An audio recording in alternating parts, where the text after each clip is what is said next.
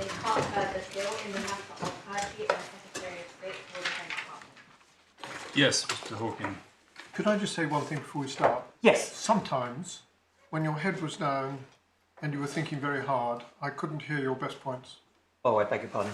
So I don't want to miss them. So if you could crank up the volume just a little bit, I'd be very grateful. Yes, yes. I'm grateful for that. Thank you. Well, in that case, we're all grateful and it'll be marvellous. So, what I propose to do, in the interests of efficiency, is to just finish going through the FTT decision very quickly. Thank you. And then I will give you, as it were, brief, quick references to important parts of the skeleton and a number of paragraphs in the authorities. And I won't be asking you to turn up each of those authorities. It will just be, this is the authority, this is the paragraph that the respondent relies on. Okay. So we were looking at the FTT decision, which is really the critical document in the whole case.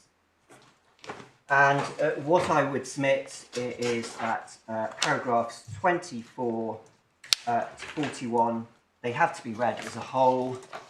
They have to be read in the context of what precedes them. The decision always has to be read as a whole. But in my submission, the findings and reasons are effectively a building process, a wall of perfectly reasonable and understandable and coherent findings by the judge that have the effect of building up the wall that surpasses the height of very compelling circumstances.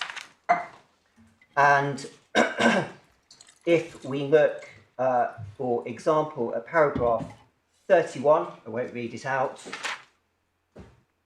but I have made the point at paragraph 94 of my skeleton argument that those circumstances are striking and unusual facts that are highly unlikely to be replicated in any other such appeal. So if one's looking at very compelling circumstances, those are striking and unusual facts. And they are effectively what the judge builds on at paragraphs 32 and onwards. And at paragraph 35, he says, the real issue lies in the emotional impact. The removal of the appellant would significantly affect his partner's mental health, and this in turn would have a direct negative effect on the children, given that she is and would remain their primary caregiver. At 36, he says, a profoundly detrimental impact on her, particularly in light of her past experiences. Now I won't read the rest of that. It all has to be read in context. But effectively, what the judge is looking at there is a profoundly detrimental impact on the respondent's partner, impacting on the children and then reverberating back to her. Effectively, a negative feedback loop or downward spiral. I won't say more because in my respectful submission, the judge's decision and all of those paragraphs speak very well for themselves. And a very quick reference, there's probably no need to turn it up, but if you go back to Capicania, paragraph 43,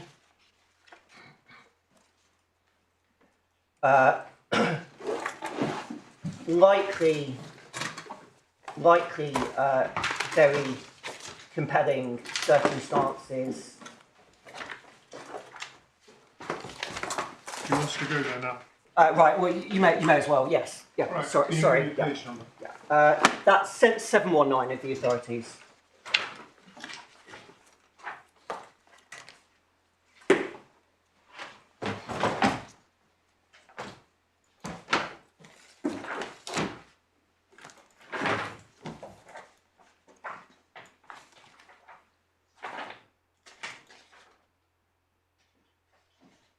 So the judgment of Underhill LJ in Yeltsin demonstrates that in order to satisfy section 117C6, something more is required than under exception 1 or exception 2. Underhill LJ envisages two types of case. The first is where deportation would have what, in a convenient shorthand phrase, he describes as an unduly harsh effect on a qualified child or partner. The second is where the appellant can point to the combination of an unduly harsh effect on a qualifying child or partner and some other factor amounting to very compelling circumstances. Underhill LJ emphasises that a serious offender will have to surmount a higher threshold than a medium offender. We're talking about a medium offender, but also, in my respectful submission, looking at the first-tier tribunal judge's decision, we're looking at either an unduly harsh effect on the partner or a combination of that with the effects, with an unduly harsh effect on children. So the judge's findings are in line with that something more, as it were. Well, rather than saying unduly harsh, it would be much easier to say an effect which is over and above unduly harsh. Yes. Yes.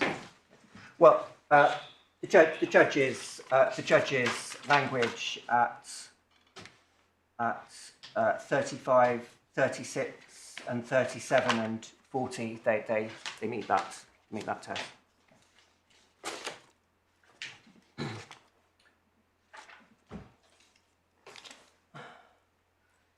So in terms of the Secretary of State's appeal to this court, of course it's of fundamental and perhaps dispositive importance that the Secretary of State withdrew her ground in the Upper Tribunal.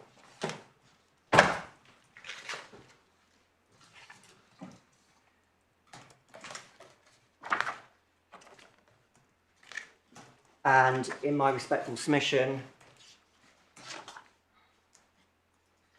if one looks at the grounds of appeal to the Upper Tribunal, which are at 102 to 103 of the core bundle,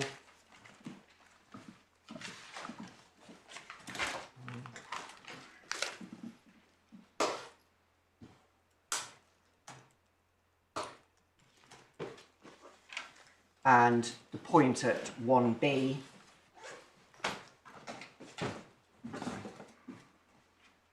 the point at 1B simply does not reflect the Secretary of State's decision under challenge, and it doesn't reflect the positions as argued before the First-tier Tribunal judge. It's no wonder that the Upper Tribunal judge was very concerned about how the grounds came to be drafted in that way. I won't say more about it. It's covered extensively in the written materials. But in my respectful submission, this was the appeal to the Upper Tribunal was a classic case of taking a point that hadn't been taken in the First-tier Tribunal. You can't do that anymore. And in terms of the second ground, the outcome, so that's... Just as a fact, I mean, you were actually present at the First-tier Tribunal. We've had the arguments about whether it was in the decision letter. We know there was no review document. We've seen paragraph 11 of the skeleton saying it was not in dispute that the younger child couldn't go back to Romania.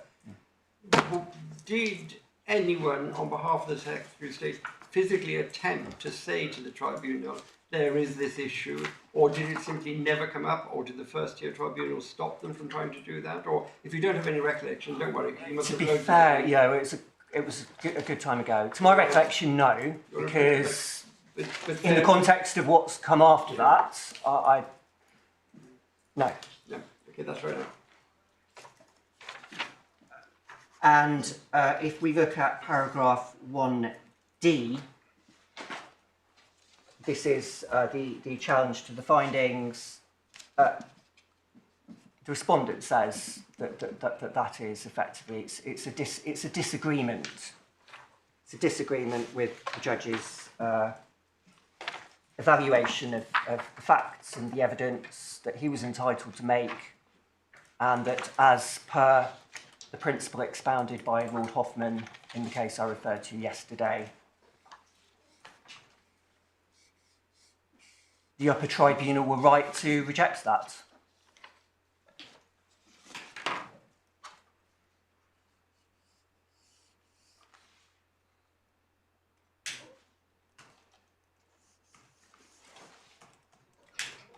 So I'll just give you now some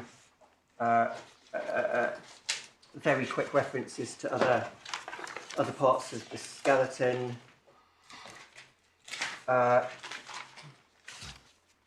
Paragraph 61 of the skeleton, I just draw to your attention. This is your skeleton? Yes, it is, yes, paragraph 60, yes.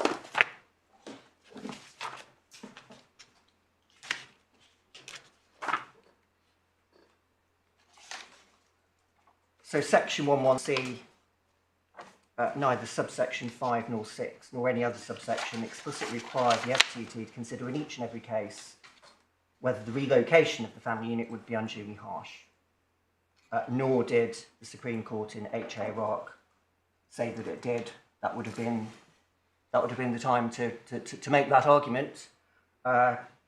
And in any event, the court has got my submission on H.A. Iraq, paragraphs 51 and 52. You read them in context. Further to that, I won't take you to it, but in the case of Nguyen, you have a similar point made at paragraph 78. I'll just tell you which item of the authority of Nguyen is. It's right at the end. I'm grateful, yeah. So that's tab 47, Nguyen, page 954, paragraph 78.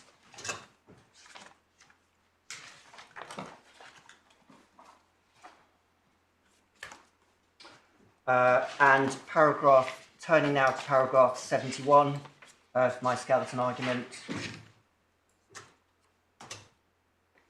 I've referred there to the Upper Tribunal to the Upper Tribunal's refusal of permission to appeal to this court, which itself is a detailed document. I won't go to that because the Upper Tribunal referred to a long line of authorities requiring judicial caution and restraint when considering whether to set aside a decision of a specialist tribunal. Can I just add a very brief reference to that? It is to those authorities. It is the case of Ulla, which again is, I think that's in the supplementary authorities. Does it add anything to the 6 authorities we've got already? Sorry. Well, it does add a little bit more. I just want to spell out the point, which yes, that's tab 45.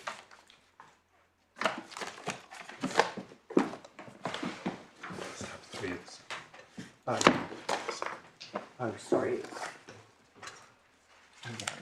So this is in the supplementary authorities.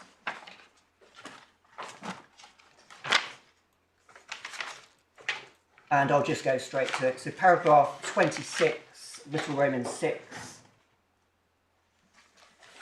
I'll just read it straight out. It is of the nature of assessment that different tribunals without illegality or irrationality may reach different conclusions on the same case.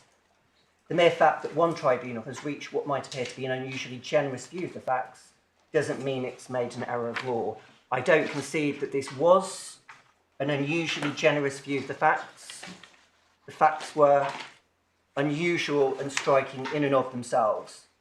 But nonetheless, that principle at paragraph 26, Little Roman 6 of Ulla is worth emphasising. Which paragraph?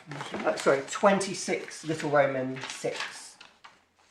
I'm in the wrong place then. What page are you on? It's tab 3 of the supplementary authorities, I beg your pardon. Okay.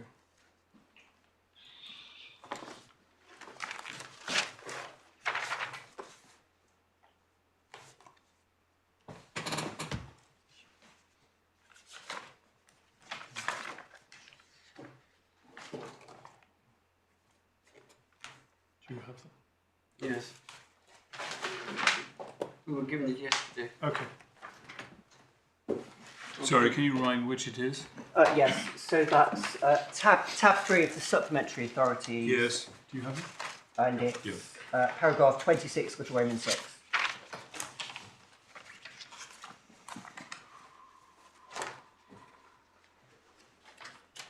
Yes.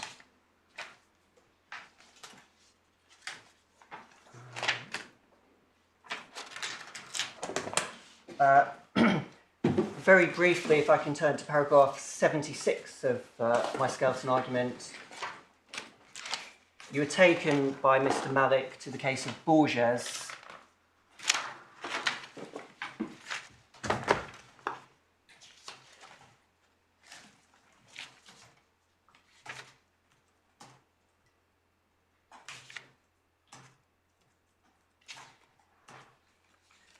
And 76 is my submission about Borges.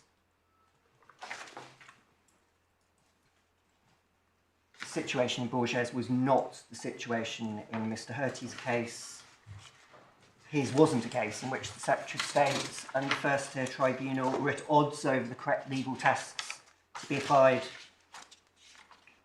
It's one in which the Secretary of State specifically chose not to advance a factor within the relevant tests. It's not a Borges case at all.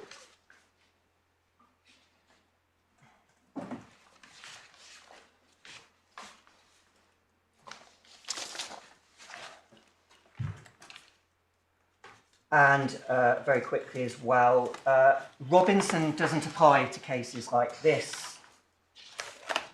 All I need to do to make that submission is refer to MR Pakistan. And I've no need to take you to turn that authority up. It's MR Pakistan, paragraphs 88 to 89, and that's document 41 of the authorities bundle, 765, 88 to 89.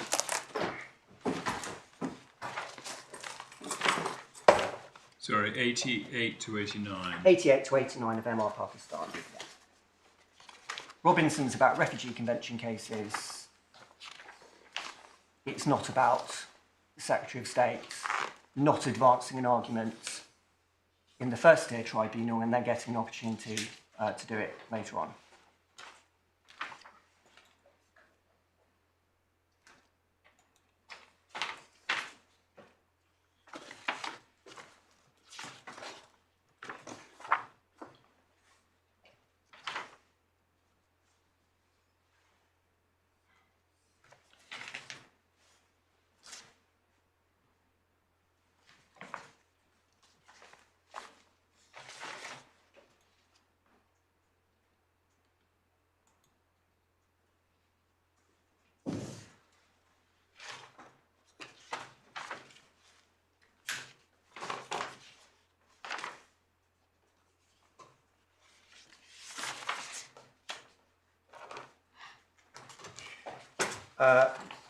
And insofar as, and it's set out in detail in the skeleton, I'm not going to reiterate it, but insofar as the Secretary of State's arguments to this court have morphed even since the arguments in the Upper Tribunal, trying to bring in other things that supposedly the First-tier Tribunal judge should have considered, I respectfully submit that that's covered by the authorities referred to at paragraphs 78 and 79 of my skeleton argument.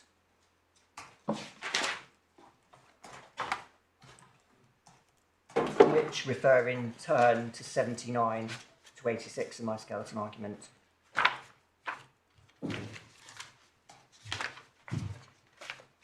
Surely, the respondent submits the Court of Appeal is not the point in time for the Secretary of State to introduce new arguments or even variations on those arguments. And fundamentally, the point about relocation was withdrawn in the Upper Tribunal.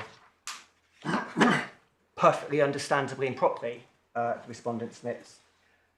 Just two further very quick references. You were taken to the Supreme Court of CAO yesterday. That is at tab 33. You were taken to paragraph 48. Page number? Yes, sorry. That's 598. Thank That's you. the authorities bundle, I beg your pardon.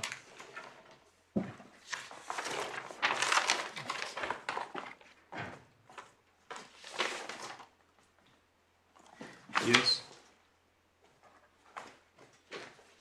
The respondent submits that is not his case. That is not the situation that arose in his case.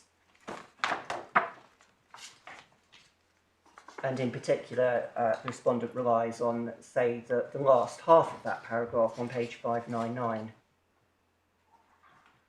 The responsibility on the parties to present all the evidence they wish to rely on in support of their case, and the usual justified expectation they'll have done that.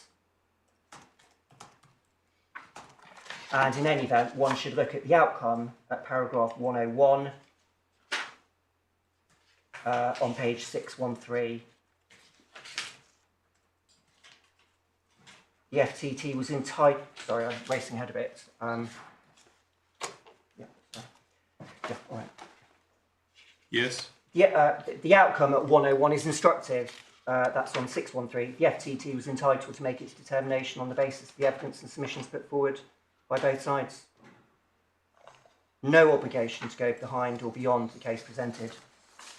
My final point is the practice direction, which I won't turn to for constraints of time, but it's section 1.1 of the practice direction says that bolsters and underlines all of the respondent submissions.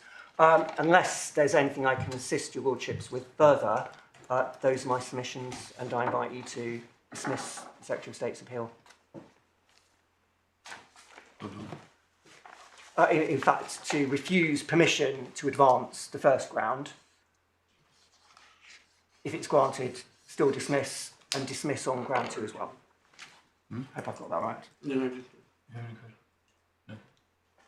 No. Thank you very much. Thank you. Very good. Yes, Mr. Malik. Lords, three short points in reply. The first point concerns Part 5A of the 2002 Act.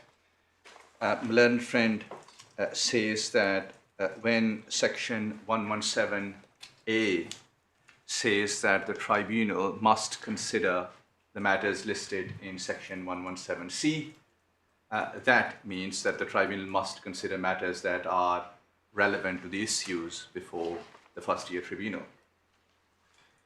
My learned friend makes the same point about HA Iraq.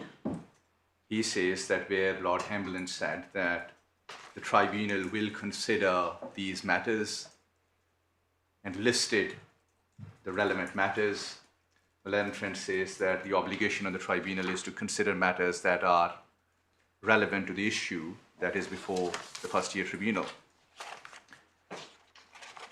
I do not disagree with that. The real question in this appeal is what is an issue in a deportation appeal? Sorry, the question in this appeal is what is in issue? What is an issue in a deportation appeal before the first-tier tribunal? In any deportation, In any or this deportation. issue, or this case. In any deportation appeal. My submission is that in every deportation appeal, Parliament has identified the issues.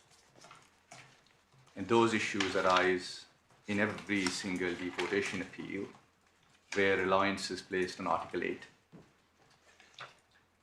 Is this, forgive me, is this any different from the submission you made at considerable length yesterday? No, that is the same point, simply respectfully providing you in a sentence or so. That really is my case. If you accept that submission, then subject to you granting permission on ground 1. Ground 1 succeeds. If you do not accept this submission, then ground 1 fails.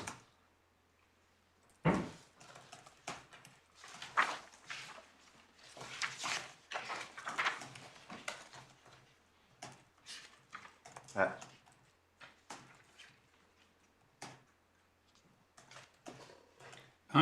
does that submission fit with 101 of CAO?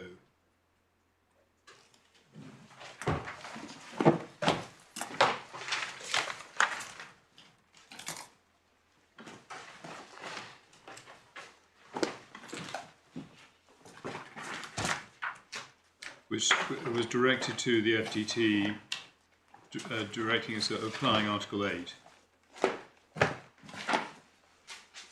FTT entitled to make its determination on the basis of the evidence and submissions put forward by the respondent and the lawyer, no obligation to go behind or beyond the case presented by them.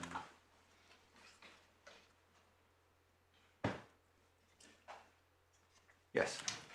The reason why that does not apply here is because of the effect of Section 117A of the 2002 Act. That only applies to deportation appeals, not to other appeals generally.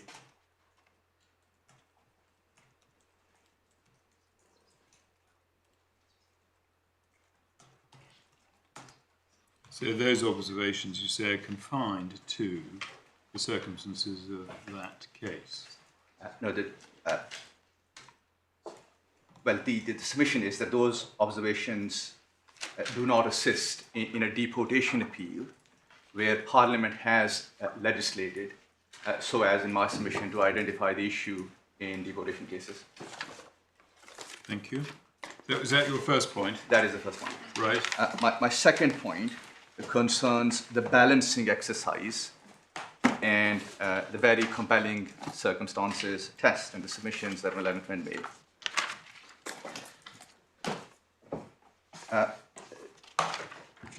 May I, if you have the authorities bundle, may I just take you to one authority to deal with a point that Moylan friend made. Behind tab 17, you have the judgment of the Supreme Court in Ali.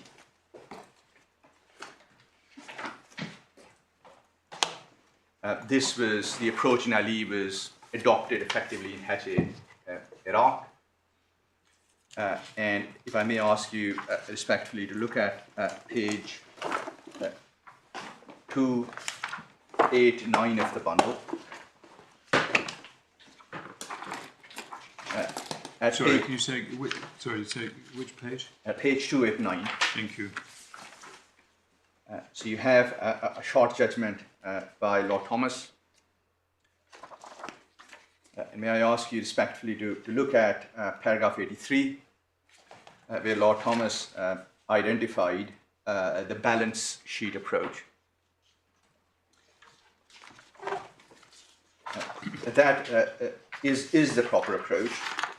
The judge must find the relevant facts. The judge would set out pros and cons in what has been described as a balance sheet, and then set out reasoned conclusion as to why countervailing factors outweigh the importance attached to the public interest in deportation of foreign offenders. And if you look at the next page, my lords will see that this balance sheet approach comes from the family division cases and extradition cases. Yes, who agreed with Lord Thomas in that case? I don't think anybody did. No. And are you saying that approach has been applied since 2016 in first-tier tribunal decisions? Well, this, I submit, is the correct approach. Well, Isn't the correct approach just to apply Section 117C? Would it be easier just to go through the provisions of Section 117C rather than individual paragraphs from individual decisions over 20 years? Well, my lord, if it was with respect that easier, then one wouldn't have seen 41 authorities in the authorities bundle dealing with that part of the provision. problem is a lot of them are taken from before the 2002 Act came into effect, or the amendments to the 2002 Act came into effect. And there's a lot of taking paragraph 5 of Iraq and so on. There's a lot of forgetting what the decision was actually deciding. But anyway, we've got your submissions that we still need to have 47 authorities for each case. Yes. So the As a minimum. so Moylan friend says points out correctly that there is a finding by the judge the finding that was picked yesterday, that the deportation will have profoundly detrimental effect on the partner and the child. And the judge makes findings about the mental health issues of the partner, how deportation will affect the partner and the children. And all that is fine, but what, in my respective submission, is missing from the judge's decision is the ultimate balancing exercise. So those are all matters that go in favor of the appellant and tell us why the deportation would be disproportionate. But on the other hand, there are matters that would point to a different direction. The matters, of the sort of matters that were identified in Hirtie, Iraq. What are the matters? I mean, it is the public interest in the fact that deportation of foreign criminals is in the public interest, and we know what the position is for the 1 to 4 year people that's set out in the Act, and the more seriously offending, this doesn't actually get into that, the greater the public interest. That is the public interest, and the question is, A, whether there are circumstances existing, B, which are very compelling to justify not giving effect to that public interest. What more is there than that? Yes, my Lord, if you go to tab 25, my Lord, you have, sorry, tab 27. 27. Yes, you have Hirtie, Iraq. Yes. And may I take you respectfully to page 470. Yeah. If you look at paragraph 58, you'll see that that concerns weight to be given to any relevant factors. That is a matter for the tribunal. If you look at the quotation, That clearly is not what this paragraph was saying. No. He can't have been saying the weight to be given to deportation is a matter for the tribunal, because Parliament has said what the weight is. yes, So Lord, he was talking about something else, Yes. and he's talking about rehabilitation, one of the factors that the party wanting to avoid deportation was relying on. yes. So, Lord, that isn't the point why I'm showing you this paragraph. If you look at the quote that is taken from Lord Hill's judgment, which is endorsed. If you look at the next page, sort of page 471, just against letter B, well, that essentially tells us what the public interest entails. A, it is to avoid further offending. B, wider policy considerations. And C, public concern. Yes, but as my lord says, that is why there is a public interest in the deportation of criminals. Is not based only on those are factors that feed in to there being a public interest in the deportation of criminals. They're not separate aspects of it. They're part of it. I entirely accept that, yes. So are you saying a tribunal judge has to refer to protect the public from further offending, to wider policy considerations of deterrence and public concern in their decisions? Is that your submission? That is my submission. So Really? once a judge has set out factors that point to the outcome that deportation is disproportionate, the impact of the deportation would be profoundly detrimental on the partner, it will affect children, etc. So that is one side of the balance. The judge should then, in my respective submission, adopting the balance sheet approach, identify the matters that point to a different direction, and these are those matters. No, the matter that points under the Act to the opposite is public interest in deportation of criminals. That is what it's about. Deportation is in the public interest, not for medium offenders if 1 and 2 applies, not for situations where 1 and 2 doesn't apply, if you can establish circumstances which are very compelling, so that the public interest can be disregarded. You don't sit down again and say, well, yeah, there's a problem with this appellant's circumstances. Do I think that outweighs what do I think about the public interest? The answer is the public interest is there, and you've got to see if the circumstances are so compelling that they outweigh that. You don't have to write out again everything in the Act that says the public interest is in deporting foreign criminals. That's the given.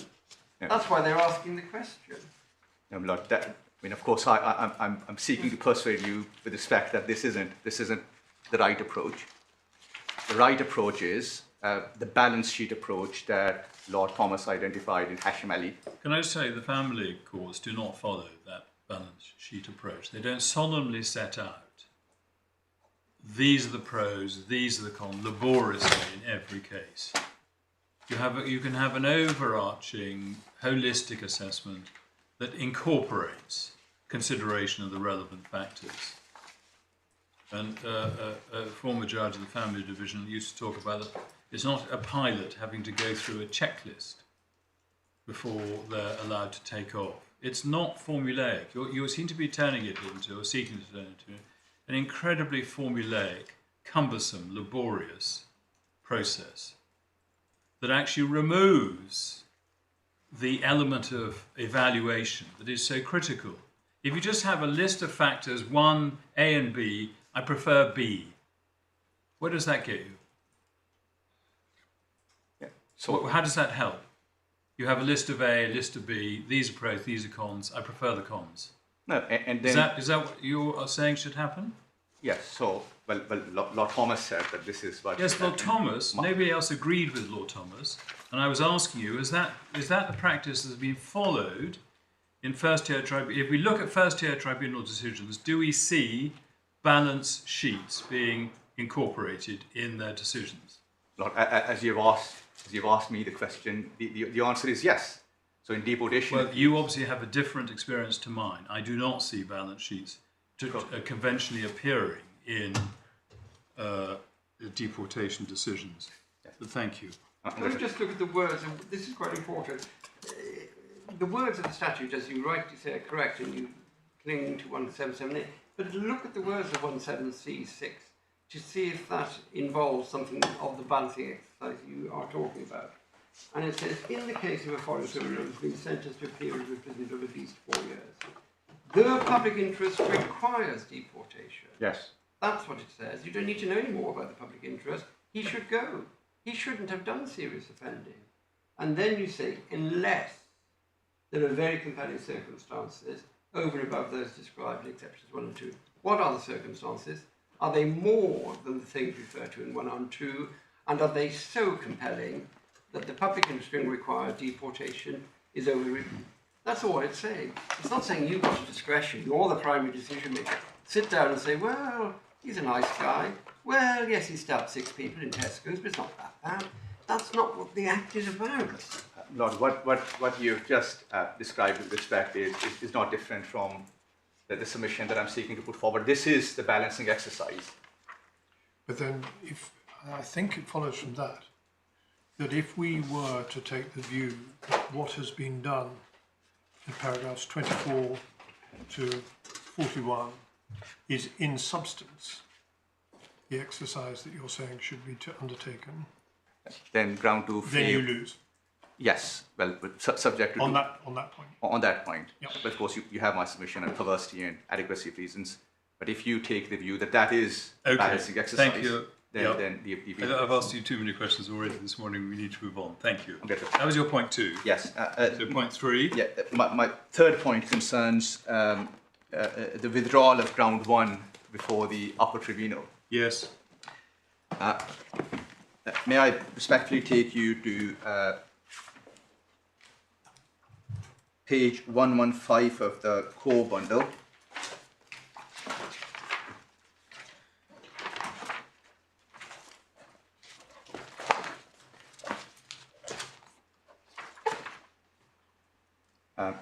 And paragraph 25.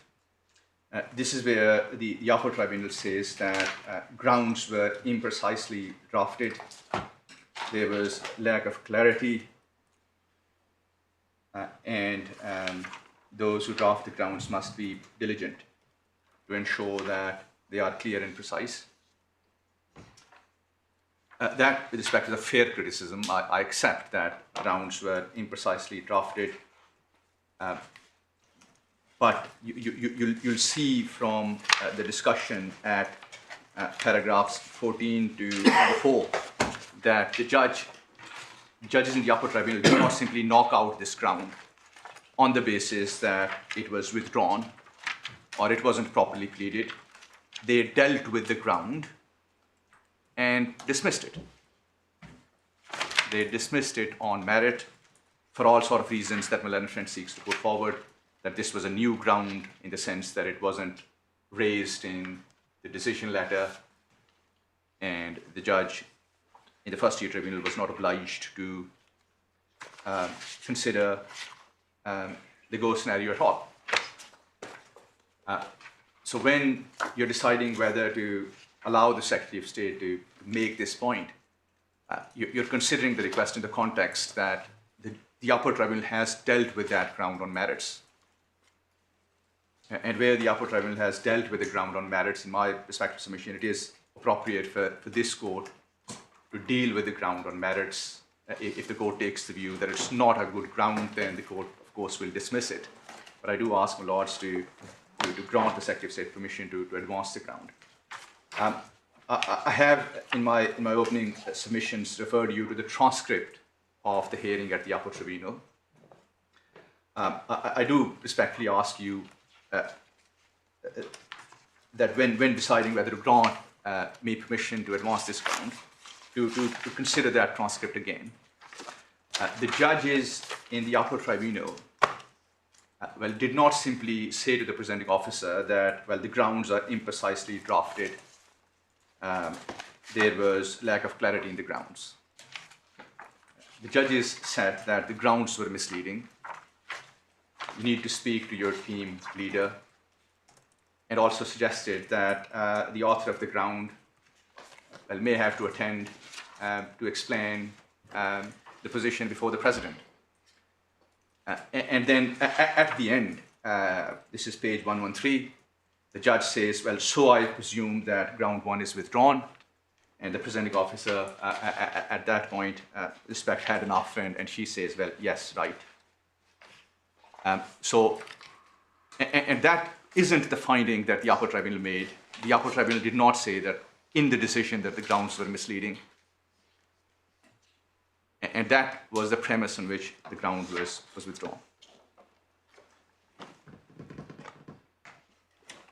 If you look at page 102. Yes. 102. 102 in the core bundle, which are the grounds of appeal. And you look at 1B. Yes. And 1B says the First-tier Tribunal judge, about 2/3 of the way down that paragraph, has not addressed the latter point open to them to join in Romania, other than to incorrectly state that the sole issue wasn't the sole issue before the First-tier Tribunal, as it was set out in the First-tier Tribunal's decision on the basis of the cases as advanced before them? So that really is my first ground. It ultimately comes down to what my lords consider is the issue. No, hold on. How the cases were advanced. The sole issue as it was put by the parties to the First-tier Tribunal judge was said to have been inaccurately stated by the First-tier Tribunal judge. When we established yesterday, it was not inaccurately stated because the appellant's submissions said matters not in dispute, and those matters, that was not contradicted. So I think that's what exercised the Upper Tribunal, is that it was being said the First-tier Tribunal judge had inaccurately set out what the sole issue was as put before him, and it wasn't. Yeah. So this I accept is an imprecise draft. Well, it's not imprecise, is it? It's wrong, isn't it? Well, the sole issue is put by the parties. My lord, I'm not sure with respect if the author of the ground is saying that Okay. well, that was the sole issue that was put by the Okay. parties. Okay, thank you. You have my submission. So Yep. these are the 3 points. May I simply seek your indulgence on one further point, which Yep. is that well, GLD and I were instructed only after the Upper Tribunal Yes. made the decision. And I'm sure when Lords, you write the judgment, you'll say something about the decision under appeal and the grounds of appeal that were before the Upper Tribunal.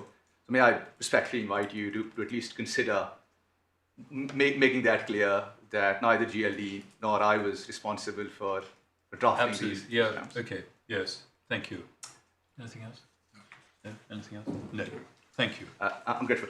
So, Lord, subject to any observations, the plan now is that you'll hear from Mr. Skinner in relation to the appeal of Mr. Lewis. Well, don't you need to... Oh, no, I'm getting confused.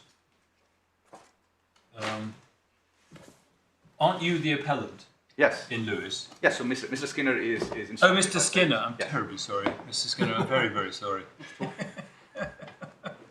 Thank you. Okay. Thank you, Mr. Allen. Yes, Mr. Skinner. Just before I launch into the submissions, just a couple of preliminaries, if I may. The Yes. first, there's no anonymity order in this case, quite rightly given the offending. Yes. But there is a child, and so I've discussed it with my learned friend, and we've agreed not to, and we're conscious, obviously, that this is being a live Yes. appeal, not going to mention the identity of the Thank child you. or any identifying factors, and we would suggest respectfully that That we don't either. Exactly. Yes. Okay, remember? And the second point is just on timetabling. We're conscious that obviously your lordships have been very interested in the arguments that have been being put, and that has, to some extent, concertinaed the time left. That's a very polite way of putting it. No, well, I try my best, my lord. I hope to be no more than an hour and a half. And if I can be less than that, obviously I will. I think it might be possible for you to be less than that. And certainly where there are legal propositions that have already been covered, I'm not planning to go back to the authorities unless I absolutely have to. Thank you. So the way I intend to structure these submissions, I'm going to deal briefly with the facts first of all, Yes. and then the decision of the First-tier Tribunal, and then the decision of the Upper Tribunal. I intend to do that by reference to my skeleton, adding in a couple of extra details to the facts, which we'll be able to ascertain Thank you. overnight. And then the substance of the submissions will come then, which is in relation to the First-tier Tribunal's approach to, well, so the First-tier and the Upper Tribunal's approach to Mr. Lewis's son. Yes. The sort of crux of the Yes. points. Then there's the point about section 117B, and I'll deal again First-tier Tribunal, Upper Tribunal together. And then there are a couple of short submissions that I almost certainly, in light of the time, will probably stand on what's in the skeleton, just in relation to freestanding points that arise from the Upper Tribunal's approach to the case. Obviously, that's subject to your lordship's wishing me to do Thank you. anything differently. It might just be helpful then if you have the appellant's skeleton argument to hand. That's Yes. tab 4 in the core bundle. The facts are set out from paragraphs 5 to 12. I don't understand any of these to be disputed, but essentially the important sort of facts to highlight. I don't think you need to repeat those. We No, have, well, which is, if I can just highlight the important ones Okay. and supplement Okay. with the sort of new information that may be of assistance. right. How can you supplement with new information? Is this new evidence? No, it's essentially it's when the appellant was released, the respondent okay, was right. released. Yes. It's not. I'm certainly not introducing anything controversial or that the court needs to decide. It's background, and as I understand it, it's agreed. So, just for your information, there is the offending is obviously listed in paragraph 7. Just in case your lordships haven't got there, at the very back of the supplementary bundle is the PNC, which, as I Yes. understand it, remains up to date. Yes. This is obviously a serious offender case, not a medium offender case. Yes. In light of the most recent offending. Yes. And just paragraph 11. Yes. I've said Mr. Lewis recommenced his criminal lifestyle. I understand that after his most recent period of imprisonment, his licence period began on the 19th of August 2025, at which point he was detained under immigration powers, and then he was released on bail by the First-tier, or he was granted immigration bail by the First-tier Tribunal on the 28th of August. That was subject to a tagging condition, so I anticipate it won't have happened. He won't have been released on the 28th, but thereabouts, very shortly thereafter. And he's been at large since August last year. That's all I think I need to say. I thought you were going to say on paragraph 11. I think on release from prison, I think he was released from prison in August 21. I think that may be right. There's. I found that in the paper somewhere, and I can't remember. That's for the first set of offences. That's for the first. And then he committed the second, well, there were a number of offences, but the second material set of offences were committed after, I think, even the expiry of the sentence. That's right. And it's the second one that he was... and I think there was also a period of immigration detention between the two, which I think is what you sent me overnight. And then, because there's a bail grant, I think, in 22. So I think there was a period of immigration detention in there somewhere. I'm afraid we haven't managed to quite... But in a sense, it doesn't matter. No, it may not do. And then he was arrested on the 9th of February 2022 in relation to the more recent offending. My lords, yes, our understanding is he was at large for 6 months in between the two. Thank you. So from August 21 to some 6 months after that. Yes. Sorry, what happened on the 9th of August 22? He was arrested. He was re-arrested, yes. Okay. And then there was a period, before that, there was a period of immigration detention. He was released in August 2021, I thought you said, and then he was arrested in February 2022. Yes, and then after that, he was convicted of the new offences, and he served the custodial element of that, and he's been on immigration bail since about the 28th of August 2025. And none of that has been remotely relevant to what we are deciding. Because the bail came after the FTT decision. No, that must be right, my lord. I just sort of add it for completeness. In relation to the first... It may affect yes. It may affect his record and how you view him, but I'm thinking about 2025, that I think came after the decision of the FTT, didn't it? It did, that's right, yes. And in fact, the decision of the First-tier Tribunal is referred to in the bail grant by the First-tier Tribunal judge. I've set out at some length my summary of the First-tier Tribunal decision. Your Lordships, of course, I have read the decision itself. Yes. In light of the time, perhaps I can be excused from just going through that. Please. I'll obviously pick up the important points when we get to the submissions. And the same also is true of the Upper Tribunal decision at paragraph 8, tab 8 of the core bundle.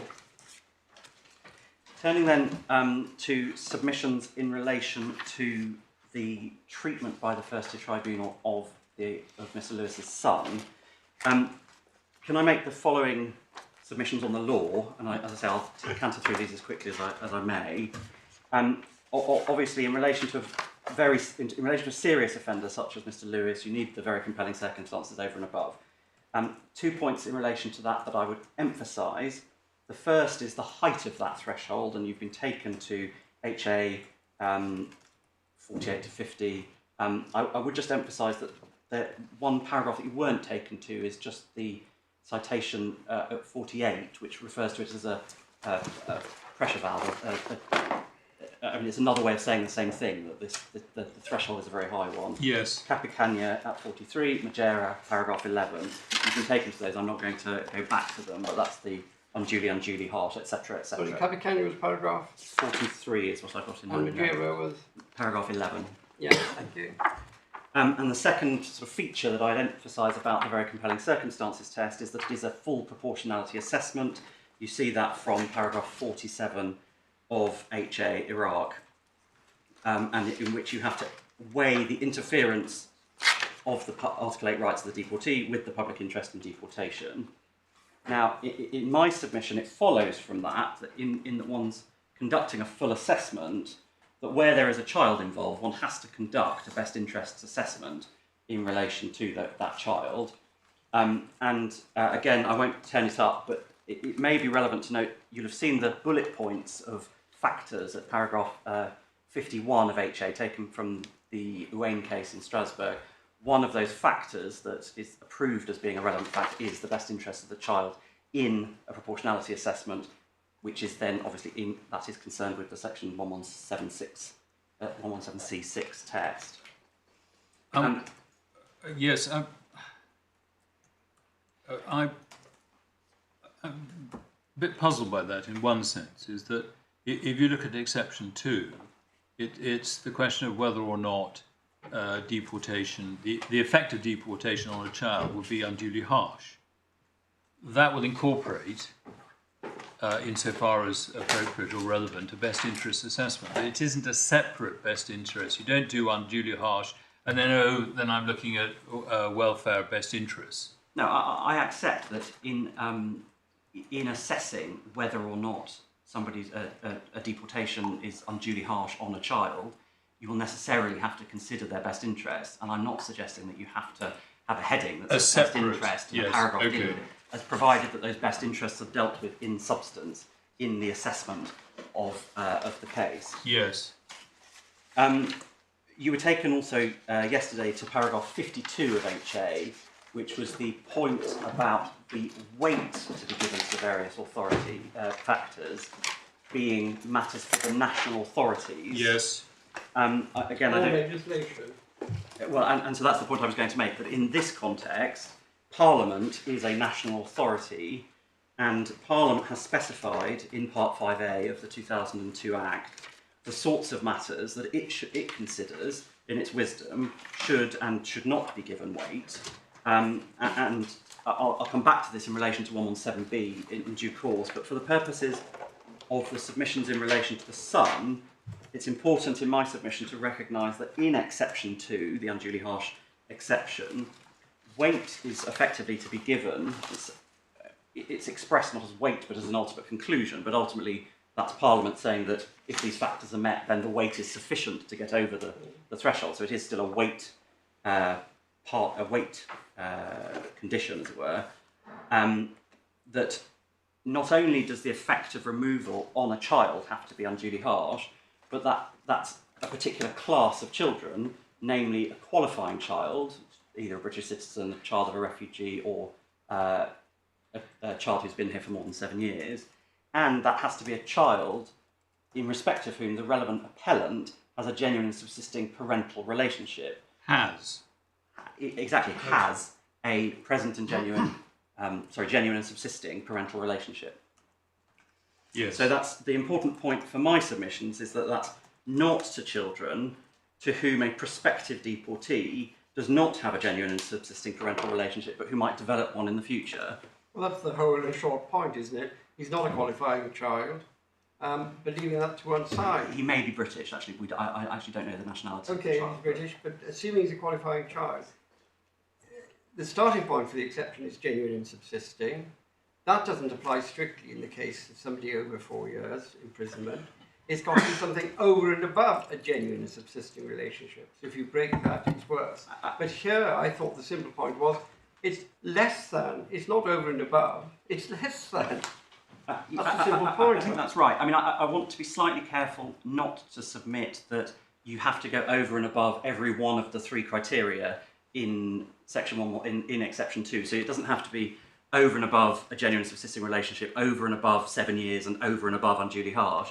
The way this must work in practice is, of course, if you have a relationship which is over and above merely a genuine and subsisting parental relationship, for example, you've got a child who's severely disabled and therefore is dependent on the parent in a very meaningful way, then that will play into the undue harshness, or the harshness of the removal. So I don't disagree with anything your lordship put to me, but I just want to be a bit careful that it doesn't have to be over and above genuine and subsisting and over and above unduly harsh. Otherwise, I think there's an element.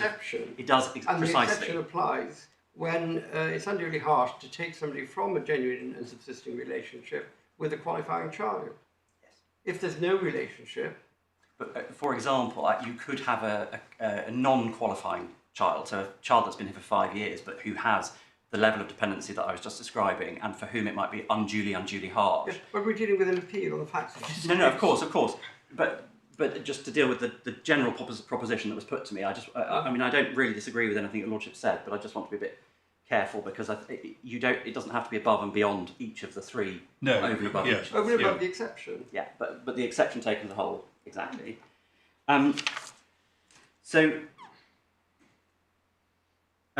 Just to make good some of the points that we just made, and again, I won't turn it up, but CAO, which is at tab 33, page 577, I think, paragraph 38, the Supreme Court makes the point there that the first-tier tribunal's job is to assess proportionality as at the date of the hearing. So it's an assessment of what, if that person was being deported today, would it be a breach of their Article 8 rights? And second, I just want to make the point that regardless of whether the sort of broad point, if I can put it like that, as to that Mr. Malik made yesterday about the sort of obligations on the tribunal in relation to inquiring about facts and matters, CAO does make clear in my submission that in relation to the best interests assessment, that may be there may be an obligation on slightly narrower grounds. Again, I just direct your Lordship, if I may, to paragraphs 46 and 47 of that. I entirely accept that in the vast majority of cases, as the Supreme Court said, where you've got a parent of a child, the First-tier Tribunal is entitled to accept that they have put forward their best case, effectively, I'm paraphrasing slightly, their best case of what the best interest of the child involved. But it is necessary, in my submission, for the tribunal to go into what those best interests do involve. And on this, can I just refer your Lordships to the summary of best interests in First-tier Tribunal proceedings in the case of Zumbas. That's at tab 13 of the bundle. Again, if I can do this by reference, I can take your Lordships to it if it would assist, but we haven't been to it, so maybe that's sensible. Tab 13, it starts at page 180. Tab 13 or 16? 1-3. 1-3, Tab 13, page 180 is the beginning of the authority. And the relevant passage, there's a summary that Lord Hodge helpfully gives at paragraph 10 of principle. No, I'm not terribly keen about it. This is before the amendments to the Act, and what was the situation that they were actually dealing with? It is before the amendment. Just look at the, so it's before the Act, is it? It is a pre-2014 case. And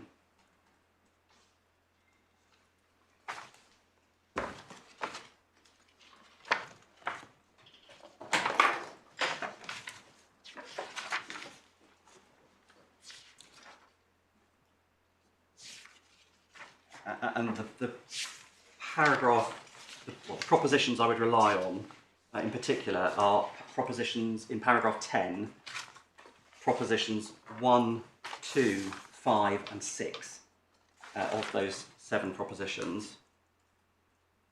But I thought that's what, by and large, section 117C had done. They factored that in by saying if there's a genuine subsisting relationship and removal is unduly harsh, that's not going to be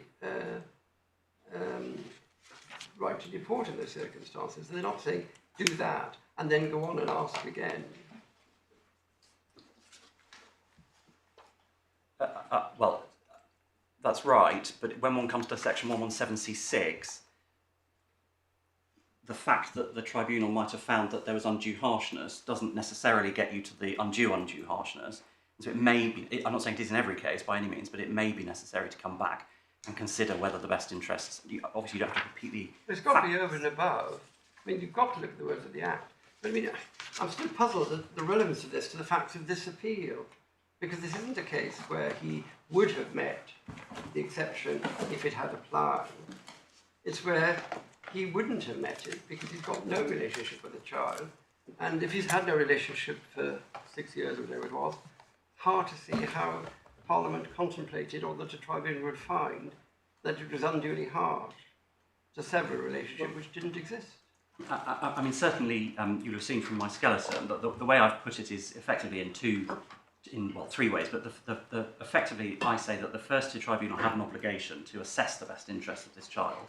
It didn't do that, and that part of what it didn't do was acquire the relevant information either by directing the appellant or whatever, as to any prospects of the appellant, as he was before the First-tier Tribunal, reacquiring any sort of, let alone a sort of genuine subsisting parental relationship, but any relationship.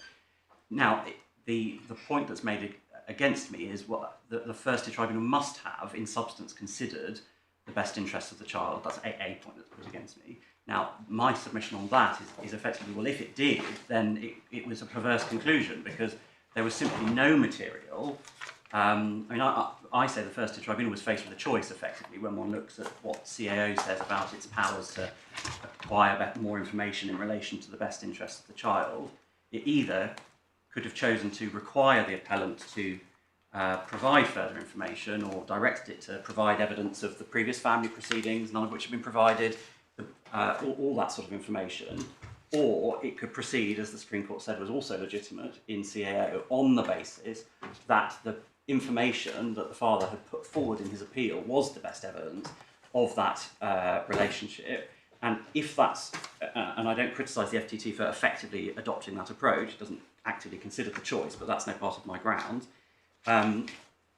In doing that, I do say that in light of the absolute absence of any relationship, effectively conceded absence of any relationship, and simply some sort of hope that one might develop in the future, it was perverse, in my submission, to factor that prospective relationship into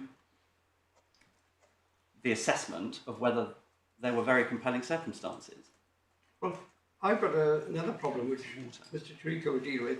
I can't see how it's over and above when it's less. As simple as that. Well, so I think what my learned friend would say...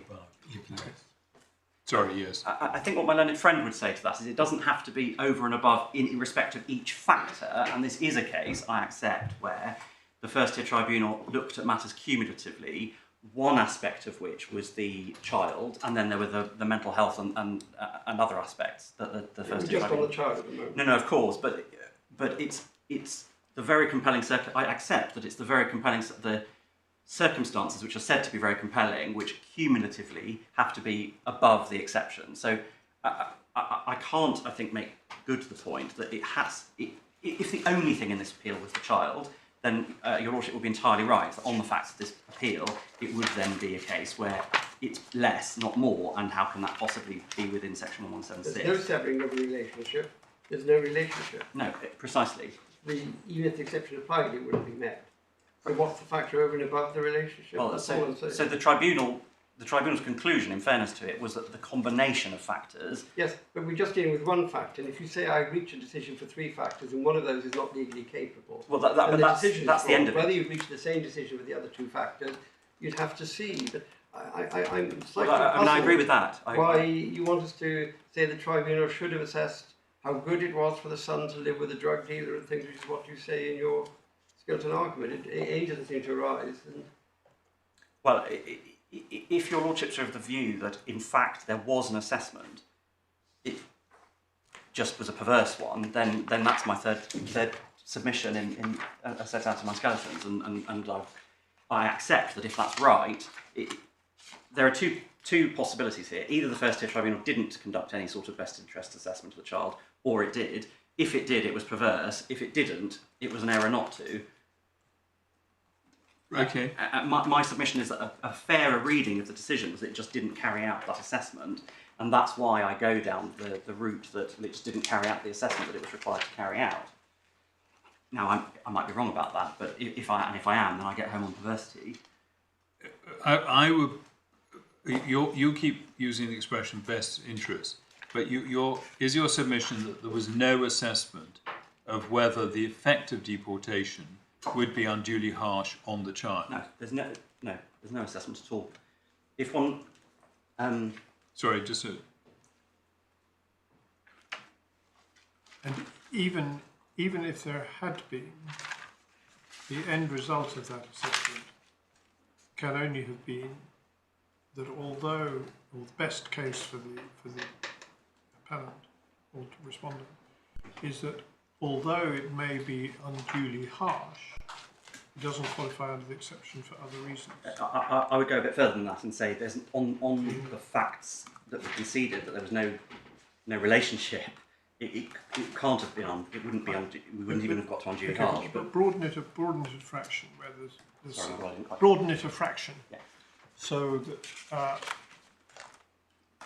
assume that there is material upon which the tribunal could find unduly harsh, but the exception doesn't apply because of some other reason. Well, he's a serious offender. Yeah, exactly. Then they're left in the position that they can't satisfy the exception, and I'm going to put it this way, if that's all they've got, they cannot possibly satisfy the very compelling circumstances.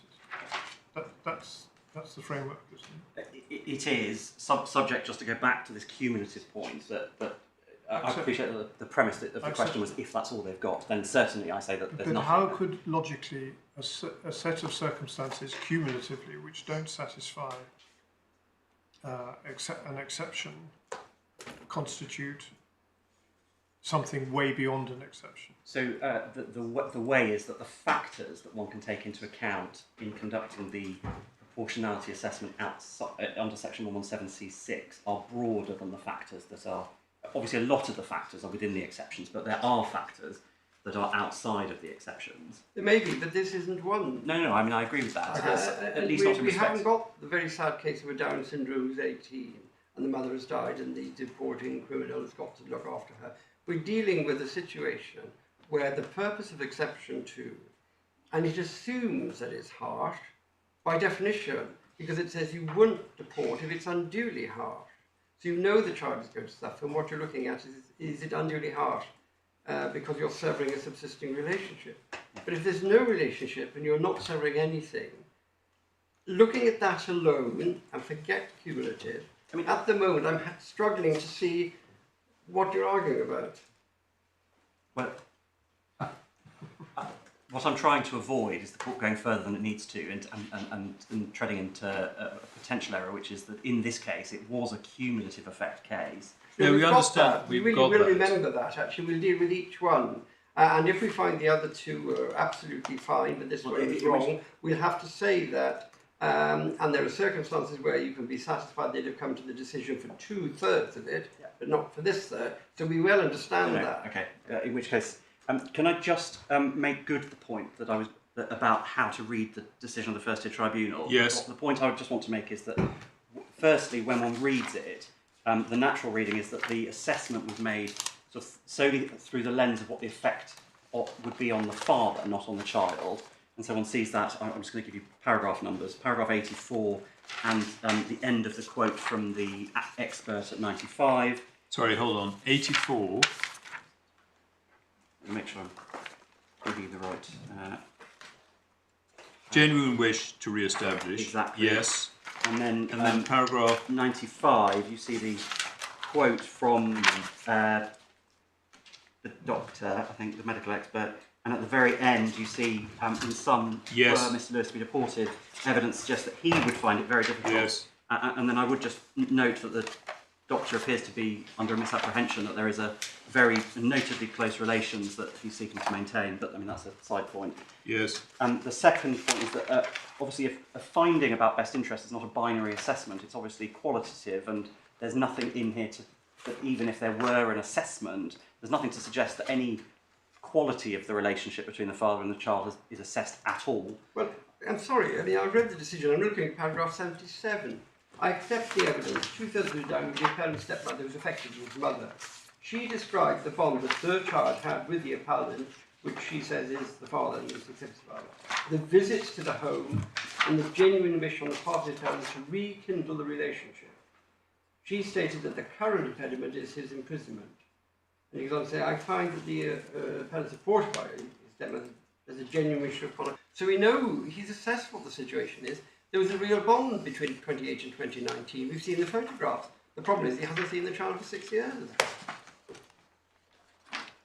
I can't understand how you're submitting there's been no assessment when there's at least been a reference to facts to do with the relationship. That's what I find difficult to follow. So my point in relation to the evidence, the reference to the evidence that that your lordship's just read to me is that the evidence was that he had a relationship, not just to what the situation is today. But look, I mean, as I say, I get home either way. If there's an assessment, then maybe I misread the decision. In which my case, only concern is the factual one. It happened in the other case. We are told the tribunal never did this, and you look at the words on the page, they did it. Whether it was adequate, whether there's something else they should have done, we can debate. But it isn't right to submit to this court that they had no regard to the effect of the child. It was only the effect of the appellant. It's there in 77. That's my only point. So and apologise for being so firm about it, but we really have to look at the facts.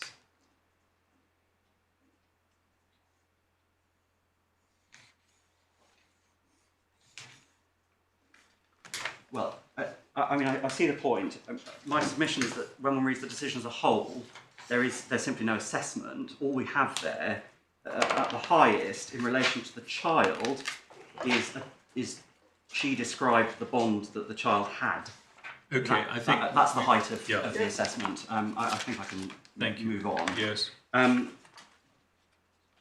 The other point that's made against me is effectively the materiality point, the point that if you strip out this, which is effectively what I submit the Upper Tribunal did, is if you strip out this point, you can be satisfied that on the other points that were made, the other findings that the FTT made, this court can be satisfied that any rationally directed tribunal would have come to the same conclusion. Now, I use that phrase advisedly because that's the test of materiality set out in Ajang Gola.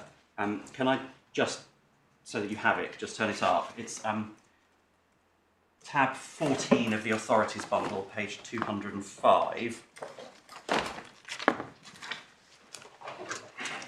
And it's paragraph 49 of the decision of Lord Justice Sales, as he was. And Just, I've lost it. Just going the tab. Tab 14, my lord. 14, yeah, thanks. And paragraph. Paragraph 49, page 205.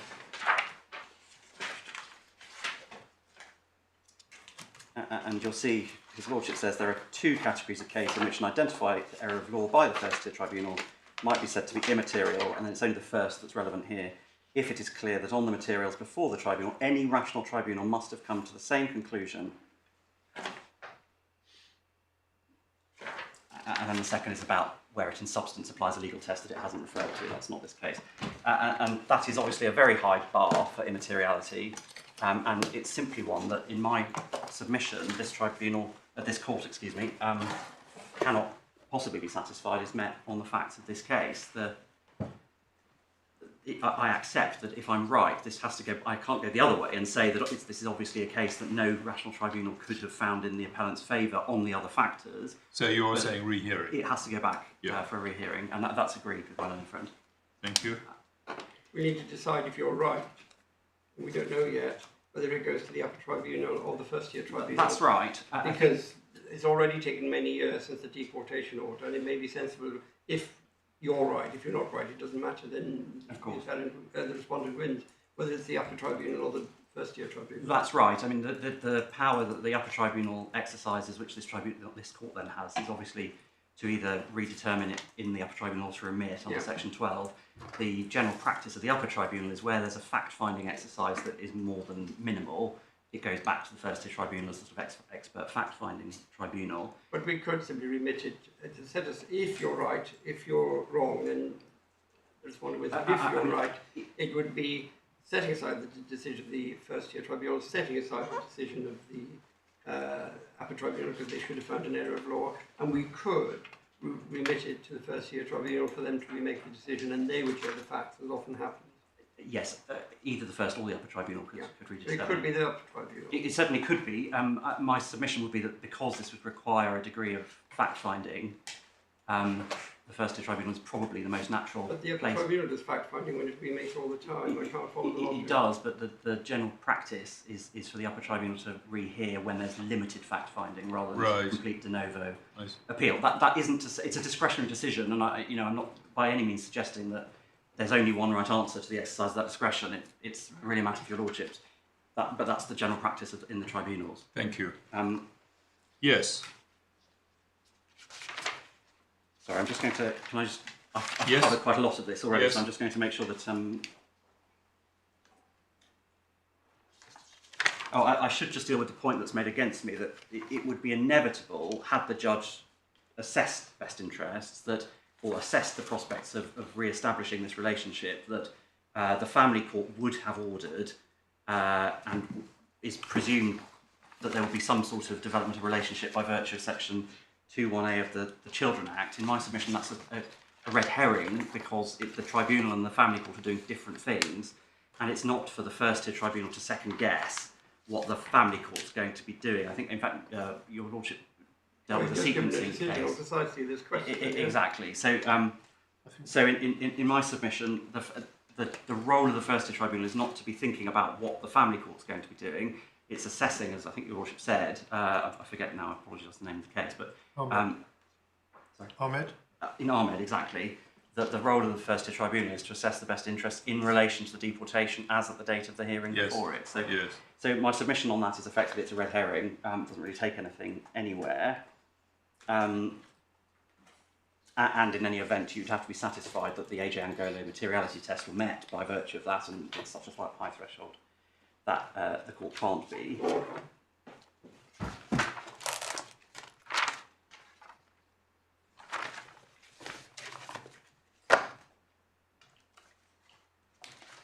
So that's the trial, that's one of what you say was the tripod of factors.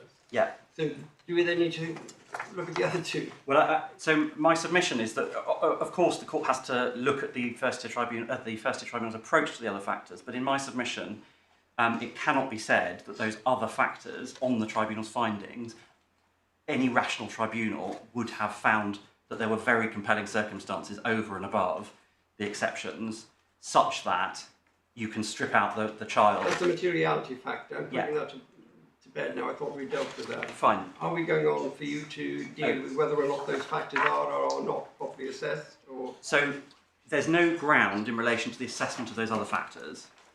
The other ground deal of the other factors which the tribunal did take into account, so the mental health and the what I use as a shorthand, reception conditions in Dominica.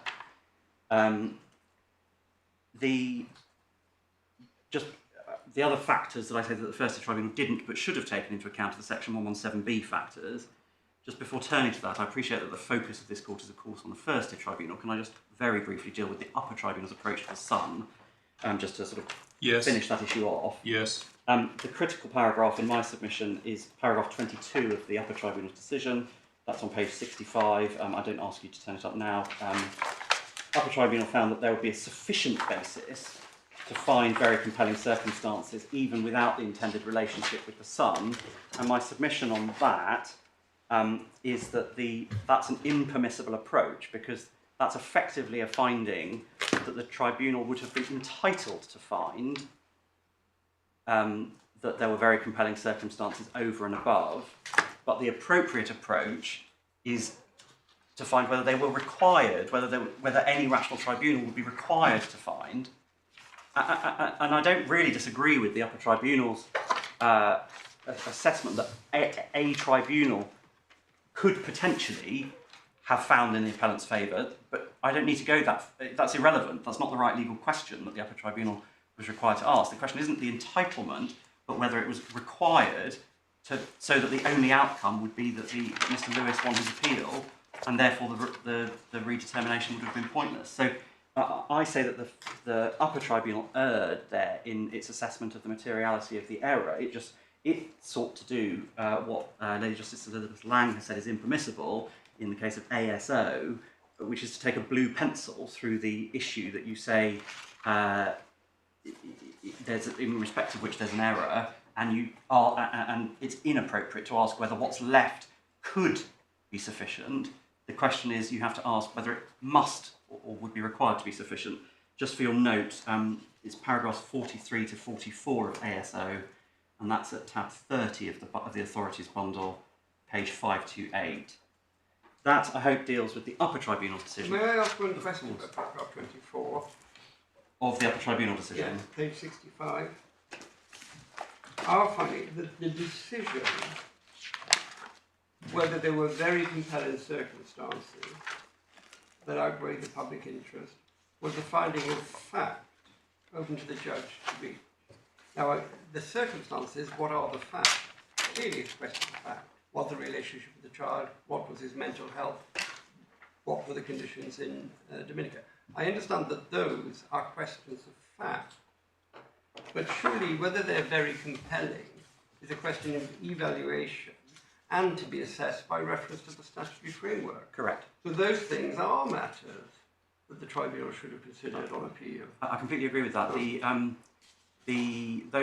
That really is one of the sort of freestanding points that I make in respect of the Upper Tribunal's decision.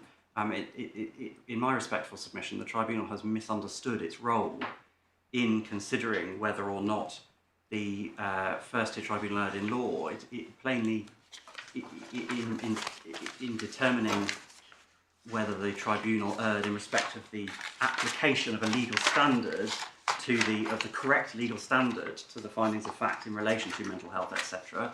That is a question of law. Now, I accept, obviously, as your Lordship puts to me, that there are preceding questions of fact and there are matters of evaluation, but that ultimate question of whether it applied the right legal,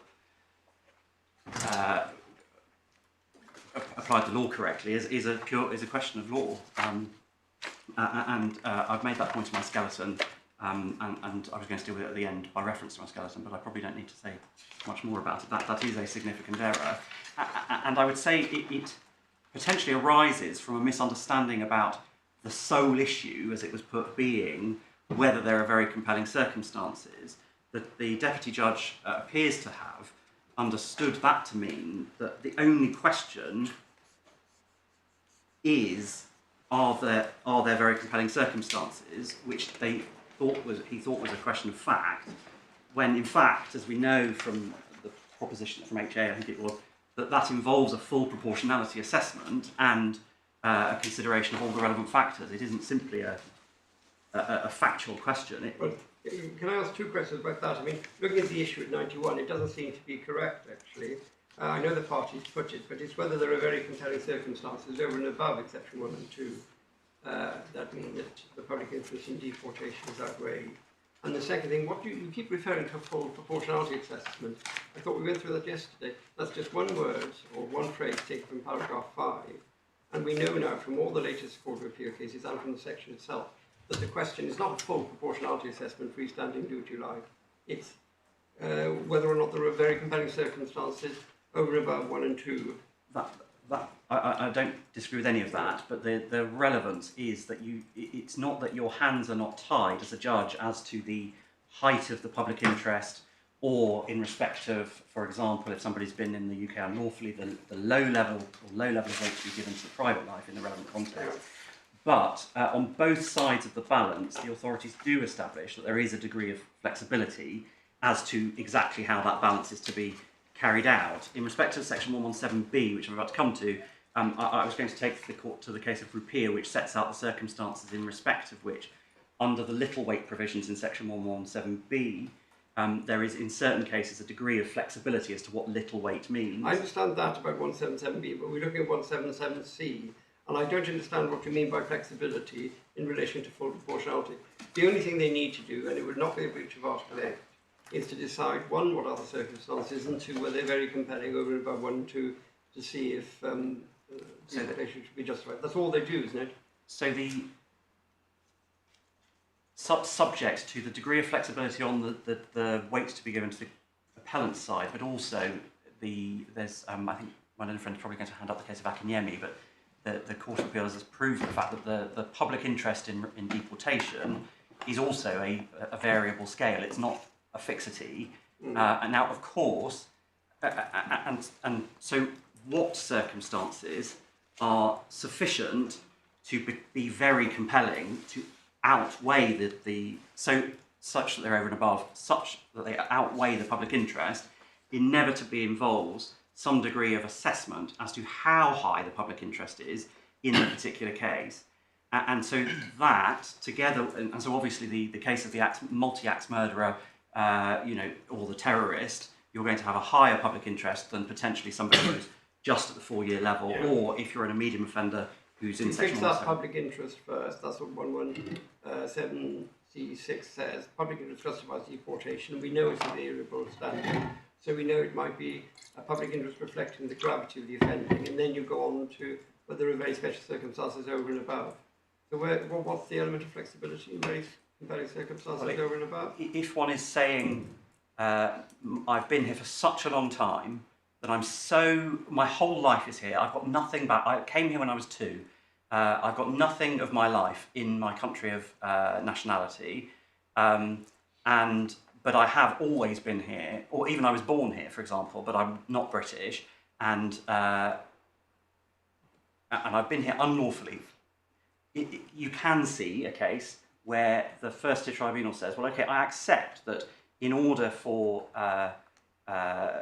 somebody who comes here at the age of 2 and is here unlawfully, the statute says little weight should be given to the private life developed in those circumstances. Yes. Start with the exceptions. I understand that at the end you're going to have 177B, but the statute talks about when in those circumstances it would defeat deportation, and it says there have to be very significant obstacles to reintegration. So if there are no very significant obstacles to reintegration, and nothing over and above, or there are but nothing over and above it, then you're going to deport. You're not going to refuse to deport because of 177B, are you? That's what I don't understand, the way you're approaching it.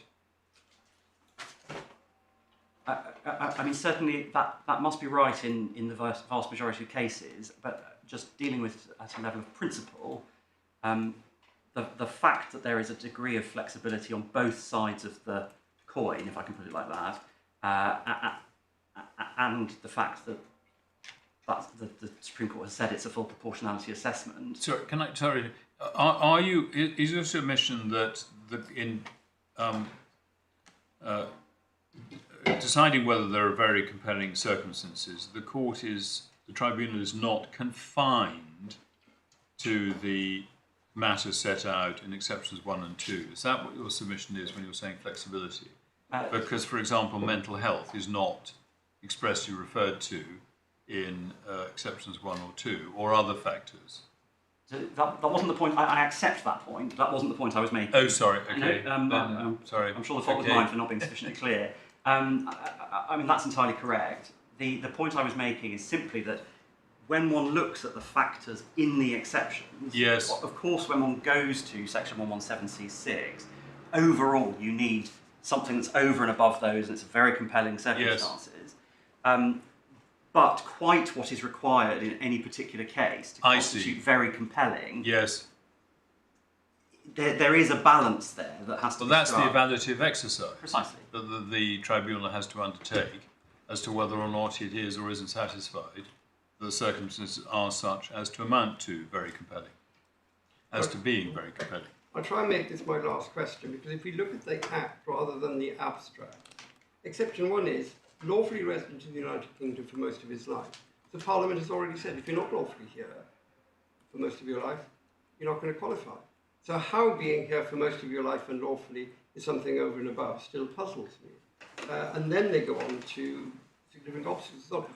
Where the factors are already in the exception tells you how to balance them. Where there's something different, looking after a child with Down syndrome, the example given recently, so I still struggle to see why you don't start with the Act. See whether the factors are dealt with in the Act, and why you're saying full proportionality and the things that are already dealt with the Act. Don't worry about that. You can take another decision as to whether or not you disagree with. You're entirely correct that one does start with the Act, but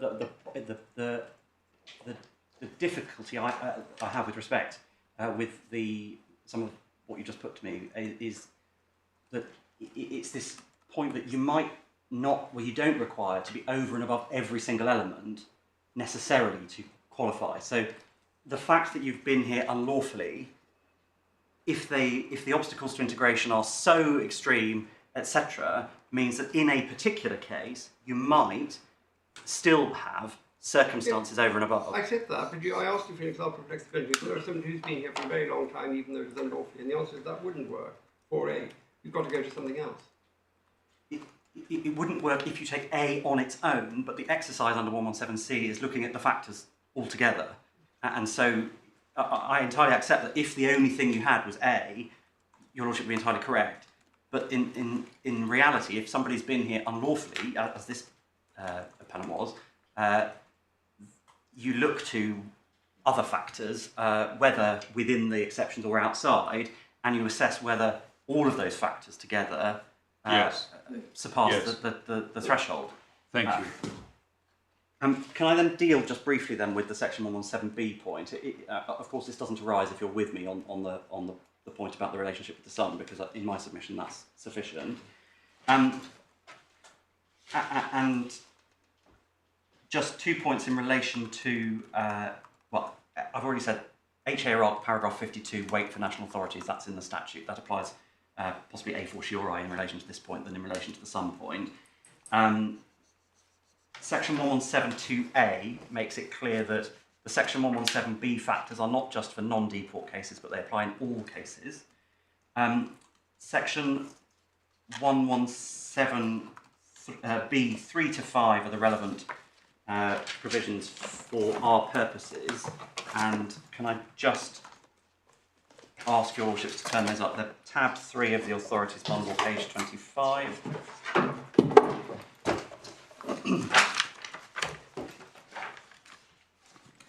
Subsection 3, it's in the public interests and in the interests of the economic well-being of the United Kingdom that persons who seek to enter or remain in the UK are financially independent, because such persons are not a burden on the taxpayer. And that I just want to make one point in relation to a point that your lordship asked Mr. Malik, which is that in a deportation case there can be other public interests other than the removal of criminals. These are still other public interests that apply on the Secretary of State's side of the balance. And then section 4, we have little weight should be given to a private life, that's subsection A, that's established by a person at the time, there's a P missing from person there, I apologise, when a person's in the UK unlawfully. And again, subsection 5, little weight should be given to a private life established by a person when their immigration status is precarious. And that means it's been decided, and I'm sure this isn't disputed, at any time when they don't have indefinitely. Can I just, there are 2 points that arise. Those, you put that, not 3, but 4 and 5. They're part of deciding whether it's very compelling. It's unlikely to be very compelling when little weight is given to them. Is that the argument? Can I just, there are 2 points that come out of the Supreme Court's decision in Rupia, which is at tab 19 of the bundle. Page 326 is the beginning of the judgment. The first point comes out of paragraph 49.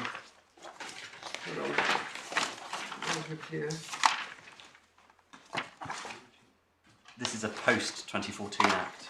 You've got a page number. Yes, paragraph 49 is on page 3. It begins at the bottom of 339. Thank you. And if I could just invite the court to read that paragraph right down to the end. Hold on. Paragraph 49, my lord. Thank you.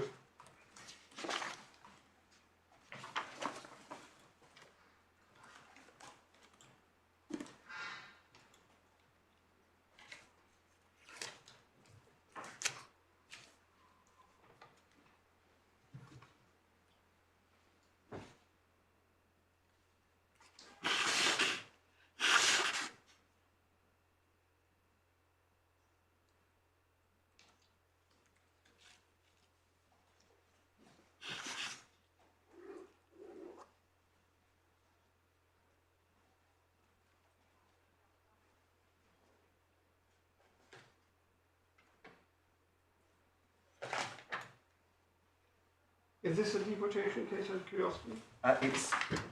It wasn't, no, but it was, I mean, inevitably the cases in which 117B tends to be considered are not, it wasn't a deportation case, no. And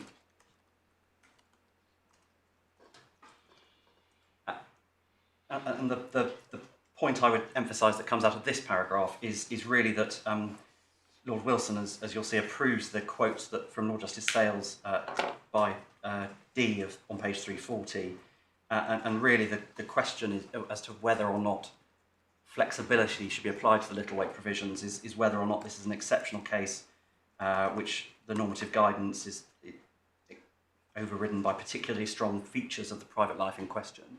Nothing in this decision that indicates that the judge considered that at all.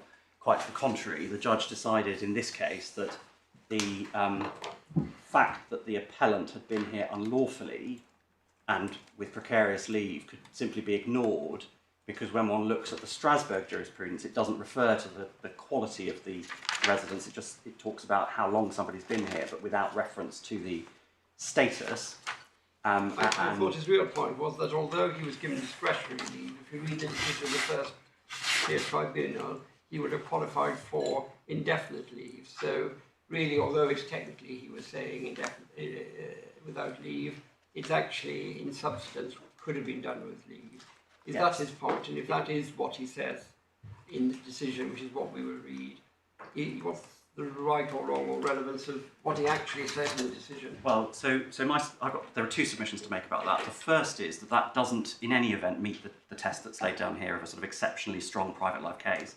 But perhaps the more important submission is that it's for Parliament to decide what weight should be given, and Parliament has chosen that little weight should be given where somebody has precarious leave or has no leave, and it didn't choose, as it could have done, cases where somebody might have been entitled, or even would have been entitled to non-precarious leave.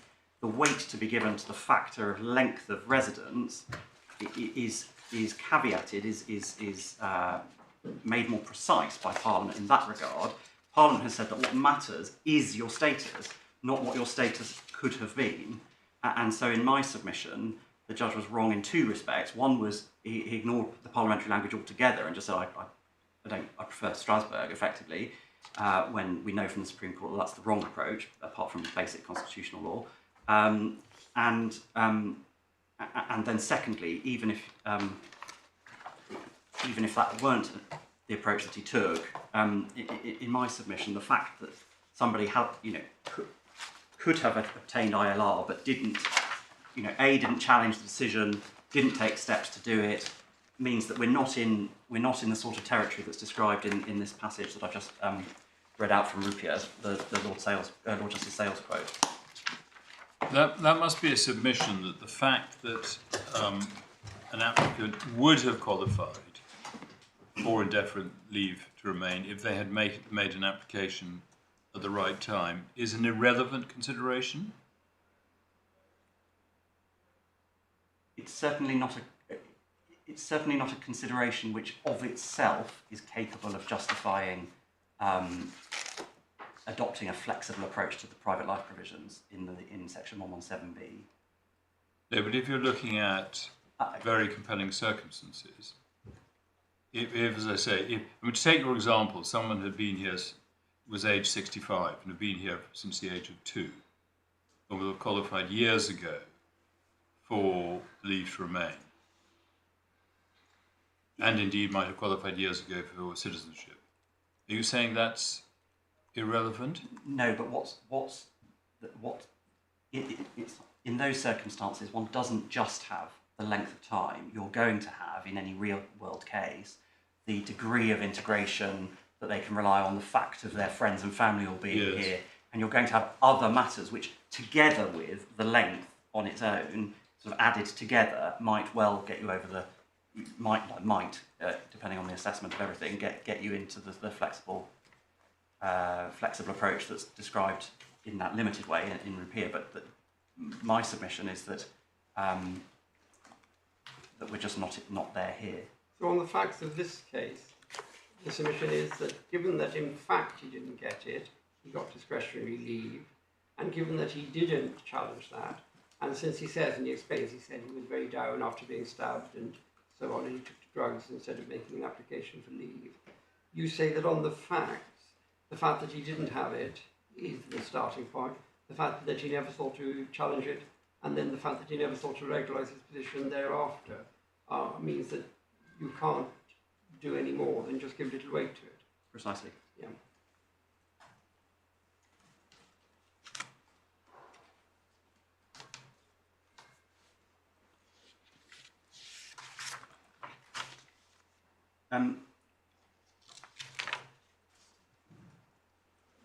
That deals with the First-tier Tribunal in respect of 117B. Can I just deal with the Upper Tribunal in respect of 117B?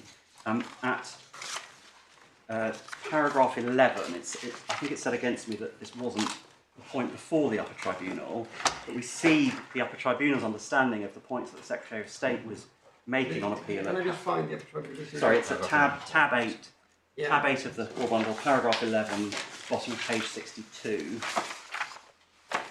Up over onto page 63, we see that the Secretary of State's case, as it was understood by the Upper Tribunal, set out in the series of Roman numeral subparagraphs, and we see at the very end, the formatting appears to have gone awry, but we see subparagraph 7, halfway through 6, the requirements of section 117B, and then we see that that submission is then recorded in an expanded form. It said picking up on the 6th, in fact it's the 7th, but it's paragraph 14 on page 63. We see the submissions that were made by Ms Lecointe over 14, 15, and so we see that the First-tier Tribunal's failure to properly apply section 117B was before the Upper Tribunal. And then the Upper Tribunal's discussion of this appears to be limited to paragraph 17, the first paragraph of the discussion section, where, again, it comes back to this idea that the sole issue was section 117C6 and the very compelling circumstances, did not mean that the statutory... So what the judge or what the tribunal says is that the fact that the very compelling circumstances was the only issue did not mean that the statutory requirement to consider the provisions of sections 117A were dispensed with. It meant that subject to consideration of that sole issue, the provisions of section 117B were to be read so as to favour Mr Lewis.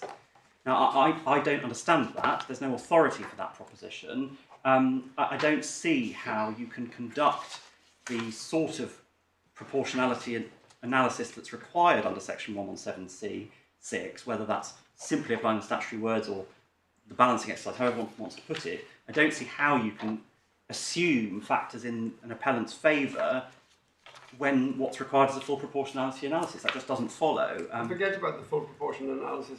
You know, I'm not really attracted to that. No. Looking at 177B itself, and bearing in mind that we think that that might be run into very compelling circumstances. So I've understood your submission. When it says the provisions of section 177B were to be read so as to favour Mr Lewis, is your submission that in fact it's the reverse? You've got to give very little weight, according to 177B, to the fact that he's formed private life here, because a lot of it will have been at a time when he didn't have leave. And are you making a submission that he's not financially independent? So as I understand it, it's common ground that it wasn't suggested that he was financially independent by the appellant. And so it follows from that counts against him. Rupier decided that if you are financially dependent, that's neutral, and if you're not, that counts against you. The public interest is higher in your removal. And so it's not just this is not an immaterial error, it's an error that the Upper Tribunal appears to have thought that the First-tier Tribunal was entitled not to take into account the public interest in the proper management of taxpayers. So they're not financially independent. Either it's neutral, because if he is, then it means it's not a factor against him, or if he's not, because he's been imprisoned at the Majesty's and now His Majesty's pleasure, means he's not financially independent. We don't know anything about what he's done since. And then you're also saying, so I got it right, little weight for the private life formed after October the 16th, 2015, because that would have been formed at a time when he had no leave. Yeah. So it can't have been in his favour. And at all times prior to that, because he's only ever had precarious leave. So there's the precarious, little weight because he had precarious leave in the early stages of his presence in the UK, and little weight because he had no leave in the latter stages. Thank you, yes. Yeah. That, I think, deals with the section 117B point. Can I just run through my notes to make sure I haven't missed anything? There were then just what I call the two freestanding errors in the Upper Tribunal decision. We've covered one of them, which is this the finding of fact point. I don't need to say any more about that, I don't think. The other was the point I made that the Upper Tribunal says, well, we don't really have to determine the grounds of appeal because a court doesn't have to decide every issue that's put before it. I don't really understand that in relation to an appeal. Obviously, if a ground of appeal is irrelevant because you win on another ground, that's one thing. But the tribunal set out, I've already taken the initiatives to paragraph 11, the points that were being made by Mr. Lecointe, the senior presenting officer, on the appeal, and the tribunal just said, well, I don't really have to deal with the other points, and I say that's a freestanding error on behalf of the Upper Tribunal. Now, obviously, if I lose on the First-tier Tribunal errors, that's immaterial, but it's quite an important point in my submission. That just from that point, you went at such speed you passed me by. Apologies. If one looks at, if one goes back to the Upper Tribunal's decision, we've already looked at the points that the Upper Tribunal understood were being made by the Secretary of State at paragraph 11. If we then turn to 21. Apologies, thank you. Yes, exactly. Paragraph 21. Thank you, my lord. The tribunal says, without condescending to each of the complaints made by the Secretary of State on the basis that it's trite law to observe that a judge does not need to deal with each and every point, provided it's clear why a party has won or lost. Now, in my submission, that is the tribunal saying, we're not going to deal with all of the points that are listed in paragraph 11 because it's trite law that we don't have to, provided it's clear why we've come to our decision. And with respect, that's obviously it's one thing. If the Secretary of State had got home on point 1, then it would be unnecessary to consider the others. But the Secretary of State lost this appeal, so I really struggle to see how it can possibly be lawful for a tribunal that's charged by statute to determine the Secretary of State's appeal, just effectively not to bother. Thank you. That's the. No, it's my fault. That's the long and short of that point. Right. Okay. And unless I can assist your lordships, that's been a bit of a canter, but I think that's. Yes. Yes. Thank you very much. Yes. My lords, thank you very much indeed. May I just have a moment to arrange this there? While I'm doing that, I would like to have Akinyemi handed up, if that's possible. I'm sorry that it's then. Sorry, have what? The case of Akinyemi handed up. Okay. I'll be referring to that. I'm sorry to add a 54th authority. So.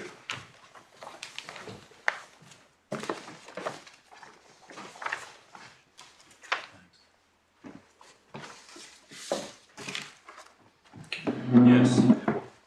My lords, thank you. So what I was proposing to do is to, and I'm sorry this comes slightly out of sequence, but to answer some of the issues about Article 8 which were raised in Mr. Malik's submissions, and Moylan from Mr. Malik's submissions yesterday.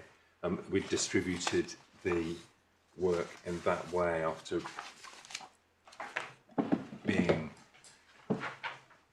being asked to assist the court if the court decides to give guidance about section 117C6. I will be dealing, if I may, with the joint response on Article 8 law.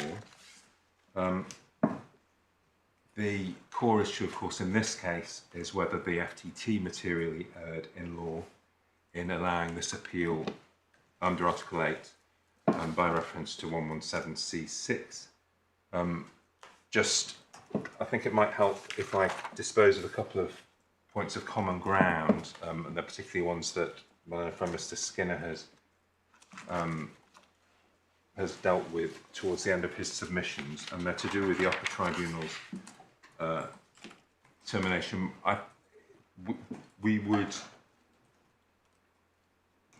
There are some parts of the Upper Tribunal's decision making which we wouldn't be able to support. So I accept the fact that common ground that the test for materiality is an inevitability test, and we accept that if Moylan and Friend succeeds on his grounds 1, 2, or 3 in relation to the child, that there isn't we're not suggesting that this decision could stand on the basis of the other 2 factors which the First-tier Tribunal relied on. We accept that it would have to be reheard. Right. And we agree that the Upper Tribunal seems to have got the test the wrong way around. It seems to have applied a Wednesbury test as to materiality. So it seems to have applied a Wednesbury test rather than a reverse of the simplex test. Okay. Thank you. Would you say Upper Tribunal or First-tier? The Upper Tribunal. Sorry, on remittal, we. There are reasons which point in both directions. We would our starting point would be that this is likely to be a case which would need significant factual findings. It would need to review the situation as of now. The appellant, as he then would be, is now someone who's been out of prison for 10 months, and there'll be circumstances about his present circumstances, contact with the child, and so on, which would Why have to be can't the considered. Upper Tribunal deal with that? They can remake it and they decide the facts. They do it all the time. Otherwise, this order, I forget when the deportation order's made, it's nearly 10 years now. And my lord, those are the reasons which would point in the opposite direction. I completely accept that the Upper Tribunal can do that. It doesn't do it all the time. It does do it, and it does do it frequently. But the starting, the starting point is, as Moylan and friend said, that if there are significant further findings of fact to be made, then the preference is for remittal. Okay, thank you.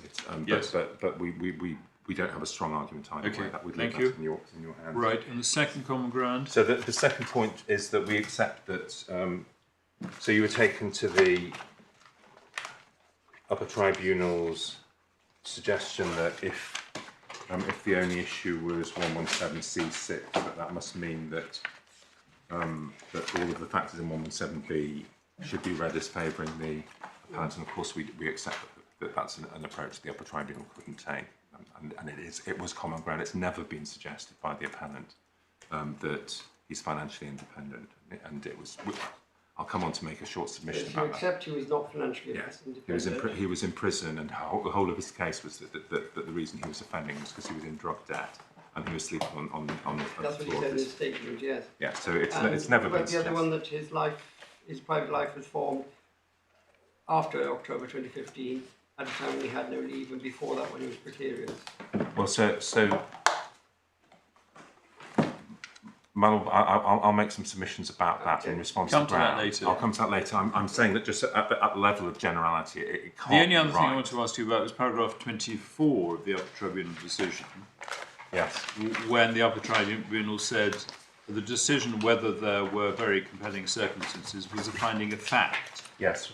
Well, that can't be right either. That can't be right either. No, it's a finding. It's an evaluation based Exactly. on fact. Thank you. What we would do say, and I'll just take you very briefly to that, is that nonetheless the point which that's a mischaracterisation of the finding of very compelling circumstances. On the other hand, the point which is being made there, which is that an appellate court should be slow or should exercise. That's a restraint. different point. Yes. But it was simply that reading it, finding a fact rather. Okay. And while we're in the Upper Tribunal's decision, because then I've dealt with effectively not having much to say in response to the section round 2. But at the bottom of page 64 of the core bundle, it's paragraph 21. It's the without condescending treatment of the complaints by the Secretary of State. We'd say respectfully that probably depends how you read that. It may just not be very well drafted. If the Upper Tribunal is saying we don't have to go through all of the grounds of appeal for which permission has been granted before us, I'd accept that's straightforwardly wrong. The principle that you don't have to show by your reasons everything that you've taken into account can't cover a tribunal which has several grounds of appeal in front of it and just decides it's going to pick and choose the ones it wants to deal with, unless, as my friend says, it's decided to allow the appeal on a different basis. But it may well be that what it's really saying is that the grounds of appeal which were before it are asking it to go into to do island hopping through the First-tier Tribunal's decision, and it declines to do that. I agree that Okay. That's not the way it reads, but if that's what it's saying, that would be acceptable. Okay. Thank you.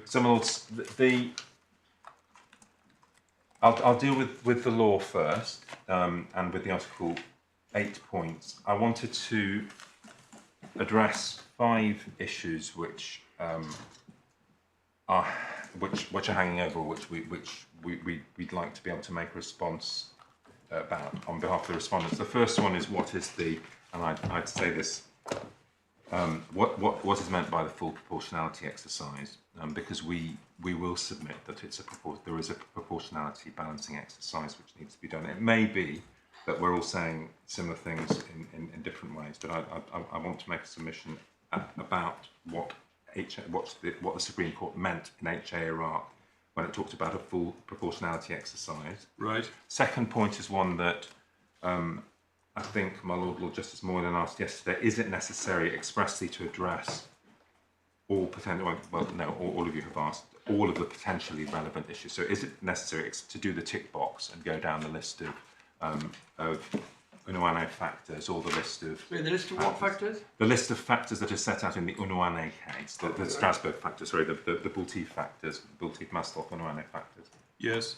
Or alternatively, is it necessary to go through all of the factors in the domestic statute? Third point is, in a serious case, or in a case where an exception is not met, is it mandatory that a tribunal should first go through the exercise of deciding whether exception 1 of exception 2 is met before going on to decide the very compelling circumstances question? We say no, it's not.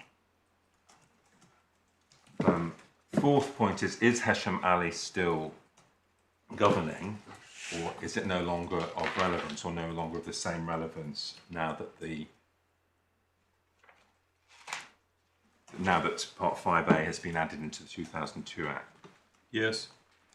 And then the fifth point, and I can deal with this quite shortly, is did the Supreme Court lower or raise or in any way change the threshold, the unduly... So I'm back on HA Iraq. Did the Supreme Court change the unduly harsh threshold? Was the threshold, as understood before Supreme Court HA Iraq, higher than afterwards? I mean, it's a point which arises out of Mr. Malik's submissions yesterday. And to deal with that, if you'll let me, I'd like to go back and do a little bit of history. So, one of the aims, probably the overriding aim of Part 5A, is to enable the tribunal to take decisions which are compliant with Article 8, but at the same time ensuring that the correct significant weight is attached to the public interest in deporting people who are defined as foreign criminals. And we say that the effects of Part A can't be viewed in isolation. They deliberately form a part of conventional Article 8 decision making. And for that reason, I'd like to go back, start with Razgar. It may not, it's tab 9, and it's paragraph 17 on page 124, very, very well known, and may not, this is the 5-stage, these are the 5 questions to be asked. Yes. So, Will there be... Was it a foreign criminal case? Or? No, Razgar's not a foreign criminal case, and it's not a case under any Article 8 rules, as my Lord will recall. So it's not an Article 8 case? So it's not a case under any relating to any rules about Article 8. It's not deportation. It's pre-UK Borders Act. It's pre-everything. It's very soon after. It's the first. And what page are you on? So, my Lord, it's page 124 and paragraph 17. It's one of the first 2 Article 8 immigration cases that went to the House of Lords after the Human Rights Act came into force. It's a certification case. Was Mr. Razgar's claim that his removal to a third country would breach his Article 8 rights on grounds of mental health clearly unfounded? That was the question that was... So the question is, could the... was it lawful to certify something as manifestly unfounded? Yeah. And it was a claim based on Mr. Razgar's mental health, and he was being removed, I think, to Germany. But the importance is for the 5 questions. The first 2 questions relate to Article 8.1. Will the proposed removal be an interference with the exercise of an applicant's right to private or family life? It was private life in Mr. Razgar's case because it was mental health. So question 1 is there private or family life? Question 2 is... Which paragraph? I was reading the head note, sorry. My Lord, sorry, it's paragraph 17, page 124. They're the numbered questions halfway down that paragraph. So, will the proposed removal be an interference in right to respect for private or family life? And secondly, is the interference sufficiently serious? Will it have consequences of such gravity as potentially to engage the operation of Article 8? And you'll be familiar. There were cases following on from this. Lord Justice Sedley decision in AG Eritrea, it's not in the bundle, I don't need to take you to it, but where he observed that the threshold for engagement is not especially high. And then if questions 1 and 2 are answered in the affirmative, then Article 8 is engaged, and you then move on to justification. The next 3 questions are, would the interference be in accordance with the law? If so, is it necessary in the interests of, and so question 4 is there a legitimate aim being pursued? Yes. Question 5 is proportionality. Yes. Yes. Lord Bingham goes on to say that in most cases the important questions are going to be 1 and 5. 1/2 and then 5, because in most immigration cases it's obvious decisions are obviously going to be in accordance with the law, and they're going to be in pursuit of the legitimate aim, which is immigration control, practical and so on. The reason I've taken to that is that we say that when I come on to look at section 117A to D, the different factors, the different considerations which are required by those sections bear on the RASGAR, bear on the standard list of RASGAR questions, so the standard analysis which a court has to go through in order to determine an Article 8. Well, I thought they didn't apply to 1 and 2. I thought the public interest question was whether Article 8(2) applied. So it's assuming that 1 and 2 have been answered. Well, it does, but so for example, it does assume it, but what it does, so the presumptions under, I'll try to explain it when we get into the test, but the 2 exceptions must also answer the question whether Article 8 is engaged at all. That's the Secretary of State accepting that if I'm in a genuine and subsisting relationship, parental relationship with a child, that I have an Article 8 right which requires justification. Well, the situation falls within Article 8(1), but I mean, that's not what the statute says. It's not what the statute says it's doing, but it is what it does. I accept that. I'll try and take it. I'll take you through that. It'll make more sense. And right. Yes.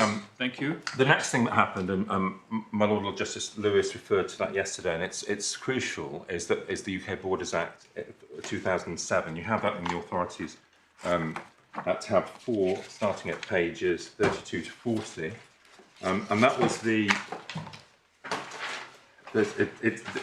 introduction of it is described. The history of its introduction is described early on in the Hesham Ali case, but it was the automatic deportation provisions in the UK Borders Act they did a series of things. Firstly, they defined the term foreign criminal for the first, by statute for the first time, and that's, or in the immigration context, that's 32(1) on page 32. And then 31(2). So the relevant provision in most cases was that you're not British, you're convicted in the United Kingdom of an offence, and you were sentenced to a period of imprisonment of at least 12 years. Yes. That's a foreign criminal. Yes. There is a statutory presumption, 32(4), that deportation is conducive to that. What that does is it gets you over so without taking you there, but the Immigration Act 1971, the condition precedent for making a deportation, one of the conditions precedent is that the Secretary of State should have decided that your deportation is conducive to the public good. Parliament says that takes that decision away from the Secretary of State. It's not case by case. It's not the moment you're a foreign criminal. Yes. And then 5, as my Lord reminded us yesterday, creates a duty to make a deportation order. So again, the discretion which is in the 1971 Act is removed for foreign criminals, and then 6. And then section 33, which starts on page 34, creates the exceptions to that. One of the exceptions is a human rights claim. The exceptions have 2 consequences. One is that the duty to remove it is removed. Sorry, the duty to deport, I should say, is removed. That's it. That's for all of the exceptions. And the other is that for some exceptions, the presumption of conduciveness is removed. Importantly, for the human rights exceptions, if I'm saying you can't deport me, you can't automatically deport me because that would breach my Article 8 rights, and if I succeed in establishing that, it nonetheless remains the case that it would be conducive to so the public interest is left there. There is still a public interest in deporting me, is outweighed. Well, that goes back again to the way in which the Section the section 2000, sorry, the 2002 Act now applies. That's all I wanted to say about the UK Borders Act. It's summarised in Heshamali, and I wonder if you could turn that up, because I'll stay in that case for a while now.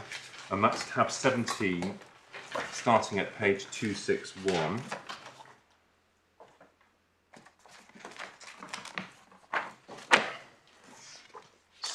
Yes. So the introduction of the UK Borders Act is summarised. It's on pages 267 to 268. There's a helpful explanation of it in paragraph 14 on page 268. I don't need to go over that. Maybe yes. That the consequence of the passage of the UK Borders Act, and that's the bottom of paragraph 14 on page 268, Judgment of Lord Justice Laws in SS Nigeria, is that Parliament said your deportation is conducive to the public good.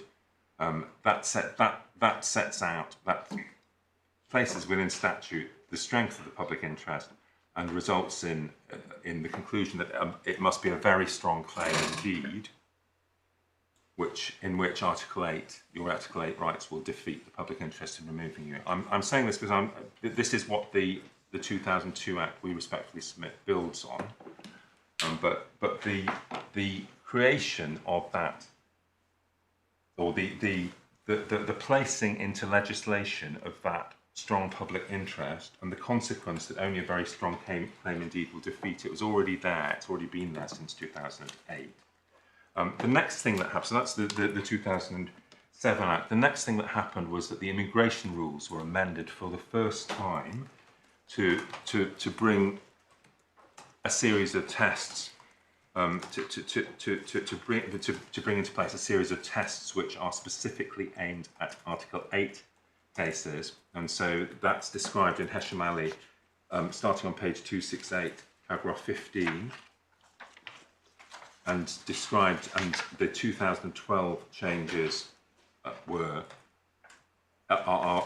set out again. They're described in detail in 269 to 272. Yes. Just a couple of points about those. The aims of those 2012 immigration rules, and just to say that those were the provisions which were governing for Heshamali, because although Heshamali was decided years afterwards, it only got to the Supreme Court at the beginning of 2016. The Heshamali case was, as Lord Justice Lewis reminded us yesterday, it was a case which in terms of its content, predated the 2002 Act. It deals with the 2012 rules. Yes. You can see from it that the Supreme Court were aware that the Act had come into force, and so they're not dealing with it. And the submission I'm seeking to make good is that despite that, what the Heshamali Supreme Court says about the correct approach to deportation of foreign criminals continues to govern the approach that the courts should take under the statute.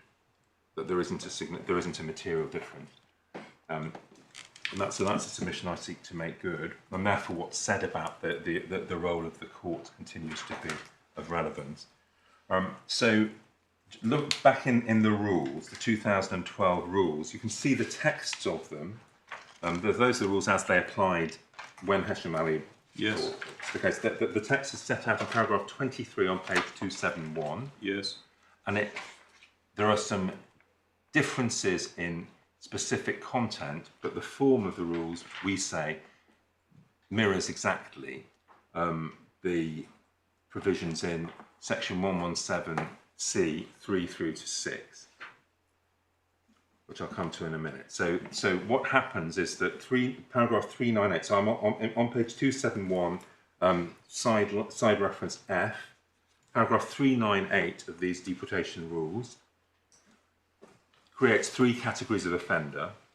Yes. Just like the new Act. So the 4-year plus offender, the 1 year to 4 year offender, and the less than 1 year offender, but where serious harm has been caused or where this is a persistent offender. So those are the three categories.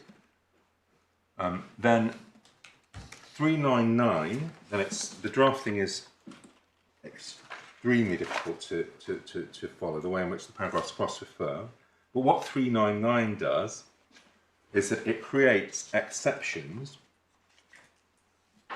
but only where 3998B or C applies. And if you look at that, it's only medium offenders or low offenders. So exactly as the 2002 Act now does, it creates exceptions, but only if you've got less than 4 years of custodial sentence. 399 creates the family life exceptions, so that's the equivalent of what's now exception 2. Well, as I say, there are slightly different. Slightly different. I mean, what this says is not be reasonable to expect the child to leave the UK, and there is no other family member who is able to care for the child. So, my lords, I accept that the tests that you meet within that rule are different. Okay. Although they're aiming at the same kind of thing. The tests have become stricter. Anyway, unduly harsh has replaced reasonable, I don't want to waste time. So 399, 399A. And then 399A is a private life. My lord will just, Moylan, you may remember in the case of AS Afghanistan about that you dealt with the changes from that private life rule to the rule that requires you to show that there are very significant obstacles. Right. But what we say is that the principle is the same. That there are the Secretary of State had decided at that stage, and she can change her mind about what tests need to be met, but she had decided there are certain thresholds where if you meet them, you will win on a family life ground. Yes. Provided you've not got more than 4 years. Similarly, on private life grounds, you will win, and provided you've not got more than 4 years custodial sentence. And then back to 398, and unfortunately you have to jump back. The bottom of 398 on page 271, if you don't fall within those exceptions, yes, either because you've got more than 4 years or because you don't meet them, then it will only be in exceptional circumstances. That's the test, not very compelling. Exceptional circumstances, but the public interest in deportation will be outweighed by other factors. Yes. So we say that mirrors in format and in the process which a court would have to, which the Secretary of State would have to follow when applying those rules, and which a court would have to follow in deciding whether the rules have been complied with. It mirrors very closely what's done under the 2002 Act now. Just also by way of background to that, page 270, paragraph 21, what were the aims? They were set out in the statement of changes that introduced the rules, and in paragraph 21, they are to promote consistency, predictability and transparency where issues under Article 8 arose, to clarify the policy framework, to reflect the government's and Parliament's view of how, as a matter of public policy, the balance should be struck between the rights to respect the public policy, and the public interest, and then finally to align domestic decision making with the body of case law concerning Article 8. Thank you. So that's a similar set of aims to the Act. The next thing that happened in time was, and we don't have this in the bundle and we don't need it, but it's the decision of the Court of Appeal in MF. Sorry. Can I just check paragraph 35? Was that just 35? No, 35. Was that just intending to refer back to the rules and saying nothing wrong with the rules because they can do that? Or does it also recognise that there may be further legislation because it's the judgments made by national legislatures and governments? What was 35 doing? Well, it's just making the general point. It's not distinguishing between legislation and rule. It's just saying that that there is a margin of appreciation, and if a policy is introduced either led by way of legislation or by way of rule making, the weight to be attached to the different considerations can be dealt with rather than on a case-by-case basis than by legislation. Well, the weight falls within the margin of appreciation subject to supervision at the European level. So you can always have a decision where you can always have a set of decisions or a decision which shows that the rule is not sufficiently flexible. That actually, but the starting point is we need to know how much weight to put on the relationship. We need to know how much weight to put on something else, and the weight to be attached to a particular set of circumstances can be done by legislation. Is that what it's saying? So it's saying that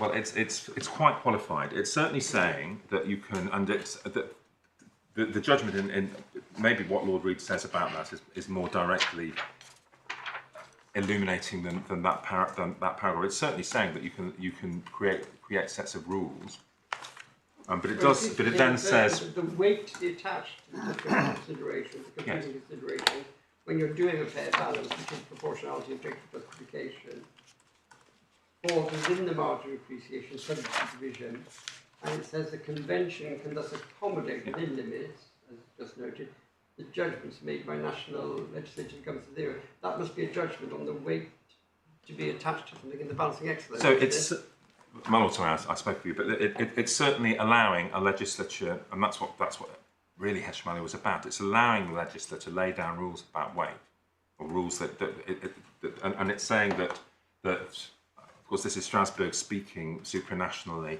to individual countries and saying there are, provided you're within the limits, you will be able to decide as a country, for instance, how much weight you attach on the fact that someone's been sentenced to more than 4 years, or how much weight you attach.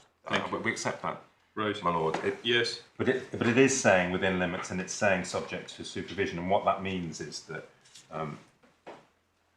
But what it's not saying is it's talking about an approach. It's talking about a rulemaking. The rulemaking powers, either through legislation or through some other rulemaking. But it's not determining the outcome in individual cases. And we'll see in Unuane when we get to when I take you to Unuane that's the Strasbourg Court expressly approving or finding the 2002 Act amendments to be compatible, but the outcome in Unuane itself still shows that results can breach Article 8. I'll get to it, but still in Hirtie. So just after that, my lords, on page 277, I said that the next thing that happened was the case of MF Nigeria, and that's where the very compelling, where exceptionality was explained. So I've taken you to the rules which talked about exceptionality, and what Lord Justice Dyson said in that case, it's in sideline D, is that the general rule is that very compelling reasons will be required to outweigh the public interest in deportation. Those compelling reasons are the exceptional circumstances, and that's the origin of the subsequent statutory changes and immigration rule changes, which replace the reference to exceptionality to very compelling circumstances. And then 38 explains how the rules work. And again, the point I make is simply that this is very similar, and not surprisingly so, to the way in which the rules were then brought into legislation with minor amendments. So they identify, this is paragraph 38, the rules identify particular categories of case in which the Secretary of State accepts that the public interest in the deportation of the offender is outweighed under Article 8 by countervailing factors. So it's a prejudgment of the balancing exercise. And the cases not covered by those rules, and I'm missing out the section in brackets, will be dealt with on the basis that great weight should generally be given to the public interest in the deportation of such offenders, but it can be outweighed applying a proportionality test by very compelling circumstances. The proportionality test, and I accept this, is that you identify the very compelling circumstances which outweigh the great weight. So it's not a free-for-all proportionality test which you'd be applying if there was no criminality and if there was no policy about immigration rules. It's a proportionality test in which the great weight to be attached to, or the great weight attached to the public interest in deportation, it's already factored in, but it's still a balancing exercise. And we say that's important because if we don't call it a balancing exercise, then we lose the points that my learned friend made about, for instance, the consequences of the flexible public interest. Because that really only works. It only works conceptually if we're thinking of a balance and we're saying the public interest, the weight to be attached to the public interest can be reduced. And it also makes clear how it can be that some other completely a factor, an element of private life which doesn't appear directly within the rules or the statute, where that comes in, because that will come in on one side or the other of the equation. The Secretary of State may have may want to rely on factors which are relevant to the public interest, which increase the public interest, which have nothing to do with criminality or nothing to do with immigration history. Those can be factored in, and the more of those there are, the more compelling the circumstances will have to be to outweigh them. But similarly, I may have factors. Which way around are you putting it? My Lord, sorry. You said the more there are, the more. So I'm saying that the reason why it's useful conceptually to think of in terms of a balancing exercise, that the Secretary of State may have other considerations which will weigh on the side of the public interest, Yes. and the more there are of those, then the stronger my family life will have to be, or my private life, or whatever I'm relying on, to outweigh them.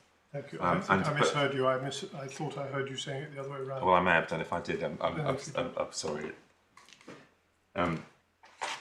So, and then I'm still on page 277, paragraph 38. The Strasbourg paragraphs 30.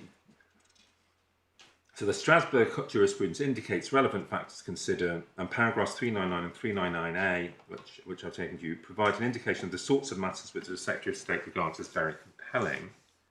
They can include matters bearing on the weight, and this is important, we say, they can include factors bearing on the weight of the public interest in the deportation of the particular offender, such as examples, his conduct since the offence was committed, which could be good or bad, as well as factors relating to his private or family life. So again, just breaking that down, on the one hand, they're factors which go to the weight of the public interest. On the other hand, they may be factors going to what's balanced against it, the individual's private life. And then at the bottom of paragraph 38, so over the page, I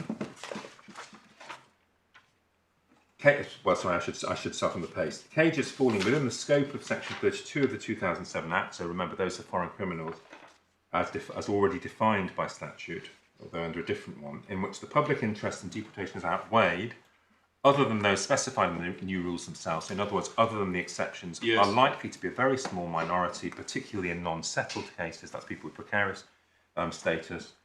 They need not necessarily involve any circumstance which is exceptional in the case of being extraordinary, in other words, unusual, but they can be said to involve exceptional circumstances in the sense that they involve a departure from the general rule. Yes. And so that was the analysis of the rules in Heshmali. Thank you. My lords, we're which at one. Which case are you going to next? I'm staying in Heshmali, but I'm in a new point from. How much longer are you going to be on Heshmali? I think. Because I think we slightly overran yesterday, so I'm concerned about how long you need. How long do you think you need? Well, we only have today, so you have to fit it within today. My lords, I was hoping that you'd let me speak until 4:45. Right. Yes. And that would be all right. That will be all right. Yes. Well, it will be as all right. Why don't we finish Hashem Ali and then we'll break for lunch? So the next point is. The next point, which is dealt with in Heshmali, is the role of is appellate decision making. So that's the section on 278 through to 281, paragraphs 39 to 50. And the starting point here is the 2007 case, again the founding case on proportionality and on the role of the tribunals or the courts, which is Huang. And there is a summary of the consequences of, a summary of the ways in which the courts deal on appeal with the Secretary of State's decisions, or deal with Article 8 on appeal. Yes. The rules, we say, which are referred to here, are now mirrored in statute. In fact, the statute just tells it tells judges what they have to have regard to. And we accept that. The 42, all common ground. The decision maker, the appellate decision maker, is not reviewing. It's not a secondary reviewing function. I accept that the word primary decision maker is not helpful because there is always a prior decision, but it's just the term that's being used. So I think we all accept that it's a shorthand which is not a terribly helpful one. But Yes. the point is being made, and as my Lord Justice Lewis said yesterday, the important thing is that the tribunal decides the issues arising under Article 8 itself. And what does it do? 43, it establishes the relevant facts, bottom of 278, and it's better placed than the Secretary of State is to do that because it hears witnesses. Secretary of State almost never hears from anyone making deportation decisions. Certainly that can work in favour of or against an appellant, and it does so at the time of the decision rather than years before. So in my client's case, for instance, the 3 years between the original decision and the appeal. And then 44, when considering the issue, in light of its findings of facts, the authority will give appropriate weight to the reasons relied upon by the Secretary of State to justify the decision under appeal. It's quite broad. And then Lord Bingham gives some examples Yes. of the kinds of facts which are relevant. And then this is where Lord Reid goes on to explain more about this in the context of rules. So at the time of Huang, there were no rules that referred to Article 8. And the novelty by the time of Ali and the case of Agyako, which was heard by the same constitution at a similar time, it was a non-deportation case. The new point was that the Secretary of State had set out in rules her view of the public interest, and therefore her view of the way in which Article 8 claims should be determined. And what Lord Reid says, 45 is you don't just disregard the first decision. That's the point. That's why it's not very helpful to talk about a primary decision maker. And then 46, and then 45, the weight that you attach the reasons given by the decision maker is a matter for judgment, taking into account fullness and clarity and so on. And then 46, these observations apply a fortiori to tribunals hearing appeals against deportation decisions. And what's special about this, that the decision under review has involved the application of rules which have been made by the Secretary of State in the exercise of responsibility entrusted to her by Parliament, which Parliament has approved, so it's parliamentary policy. And it's the duty of appellate tribunals to make their own assessment of the proportionality of deportation in any particular case. So you still have your individual case, you make your own findings about the facts, and you base your decision on your understanding of the relevant law. But where the Secretary of State has adopted a policy, and that's the policy set out at that time in the rules, now in the statute, you attach considerable weight to that attachment, to that assessment. And what's that assessment? That a custodial sentence of 4 years or more represents such a serious level of offending that the public interest in the offender's deportation almost always outweighs countervailing considerations of private or family life. And my lords, you can read to the end of that paragraph. Yes. Very, very much, we say, an approach which continues to apply to the present statute. And then there is reference to the old pre-rules cases of E.B. Cosfer. I'll mention that again. That's a case about delay, and why delay in decision making can reduce the weight to be attached to the public interest. Zumbast, which my learned friend took you to, which is the case about best interest of children. BB, which is a policy case about language requirements for foreign spouses, and Jeunesse, which is a Strasbourg case. And then, having gone through that, 49, what's important, what has now become the established method of analysis can continue to be followed in this context. So we don't have a sea change as a result of these Article 8 specific rules, but the adoption of that method does not determine the outcome of the assessment. It's necessary to feed into the analysis the facts of the particular case and the criteria which are appropriate to the context, just pausing there, not every criterion in a long tick box list, we say, but those which are appropriate or relevant, and where a court is reviewing the decision of another authority to give such weight to the judgment of that authority as may be appropriate. And that's how, for instance, you distinguish between people facing deportation and other removals, someone who's seeking admission, someone who's already here, and then 50, and we say that's the conclusion. That's as far as we need to go in Eshmali. The tribunal carries out its task on the basis of the facts as it finds them to be, on the evidence before it, and the laws established by statute and case law. Ultimately, it has to decide whether it still has to make its decision by reference to the facts it finds in the particular case. Yes. Balancing the strength of the public interest, but in doing so, it gives appropriate weight, and we've already seen very significant weight to the Parliament's assessment.